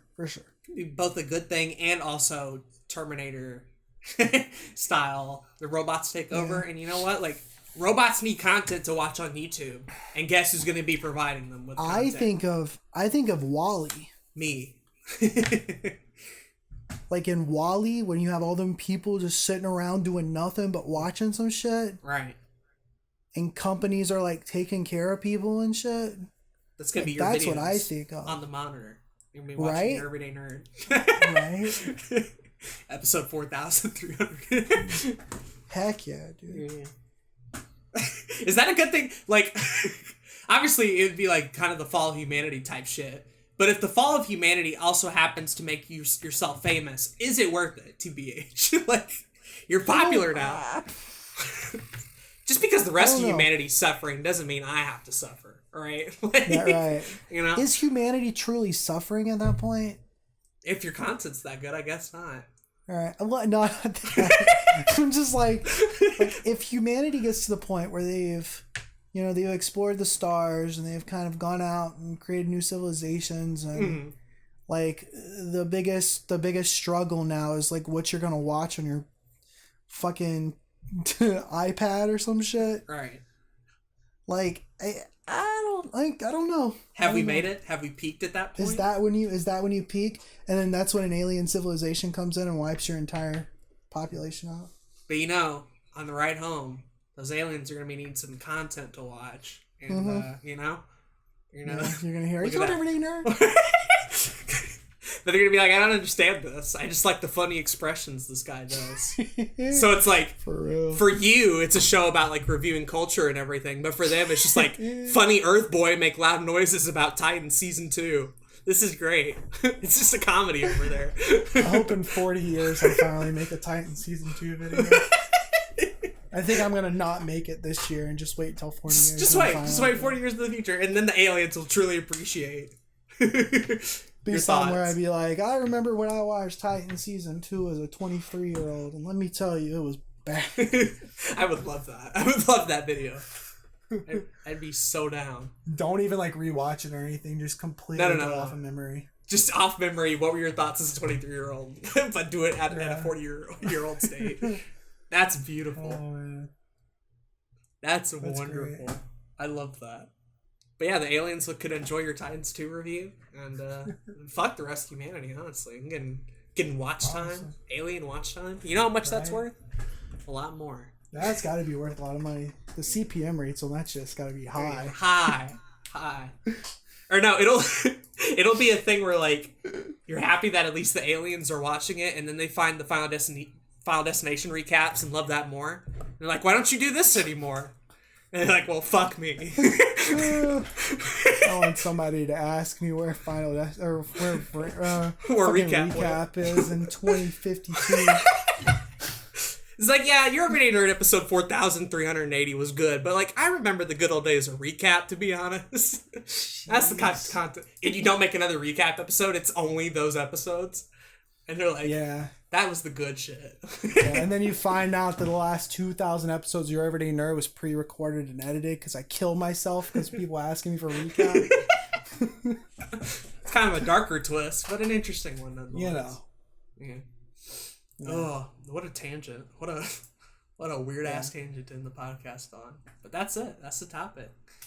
Hope you enjoyed listening. And shit. Me too. Oh, can't believe you have to do another one of these in like 3 days. Yeah. We're coming for you, Calfro. We're coming for you. Get hype, boy. I'm going to ask him the dumbass alien hypothetical and see what he thinks of it. That'd be hype. He'd probably be a fan of it. I think so. Yeah. I think Calfro makes content for aliens, honestly. We all say his videos are weird, but in actuality, he knows the future, and he's like, aliens are going to eat this shit up in 40 years. I love that kind of shit. He's thinking long term. Hell yeah. So, Calfro was the real genius the entire time. Oh, good lord. But anyways. Yeah. We're not doing comments today, boys. We're not. We're doing them next week, and then we'll catch up for any comments on this episode and next week's episode. And if there's any on the last episode, we'll be talking about them then. We'll be reading probably a lot of comments on episode 45, but wait till then. We'll get to them. Thank you again to our sponsor, Awesome Creator Academy, as well as Anchor, for supporting what we do and all that sort of stuff. Check out the link in the description below. Click on that link for the YouTube starter kit. Be much obliged on that. Absolutely. Yeah. And if you have any comments, you have any questions, suggestions, topics. What the aliens really want right now are topics. I've talked to them. They're like, they want topics for another YouTube podcast, and y'all haven't been delivering. We want topics. But also, as we get into more interviews on the podcast, anybody that wants to be on the podcast, or if they know anybody that wants to be on the podcast, you can send us an email at anotherytpodcast@gmail.com. Yeah. It's in the show notes just in case you need it there. But yeah. If you want to be on the show as well, simply email anotherytpodcast@gmail.com. And if you are a content creator or a creative type in any form or fashion, we'd love to have you on. Only requirement being, you gotta have like a decent mic. Like, have a good mic and you're on the show. Yeah. Just email us at anotherytpodcast@gmail.com. We want to go more into interview stuff. And we'd love to have a lot of different people on board. Absolutely. Have some interesting conversations. Talk about creating and creating stuff online. It'll be epic. And the aliens specifically. Aliens and feet. Alien loves feet. So. A lot of feet conversations in the future. Gotta keep that train rolling, right? The Night Core. All these wonderful topics could be yours. But anyways, I've been Zach. And I've been Aden. And thanks for listening to this episode of Another YouTube Podcast. You think... You think the aliens are going to know me as the wiki feed guy? Like, that's just my reputation to them. I hope that one day the humans know you as the wiki feed guy. And no, I'm good. I think I'm going to start putting that in descriptions. I'm good. Bye, everybody. Today's Zach and Aden, also known as the wiki feed guy. No, do not. Bye. Bye.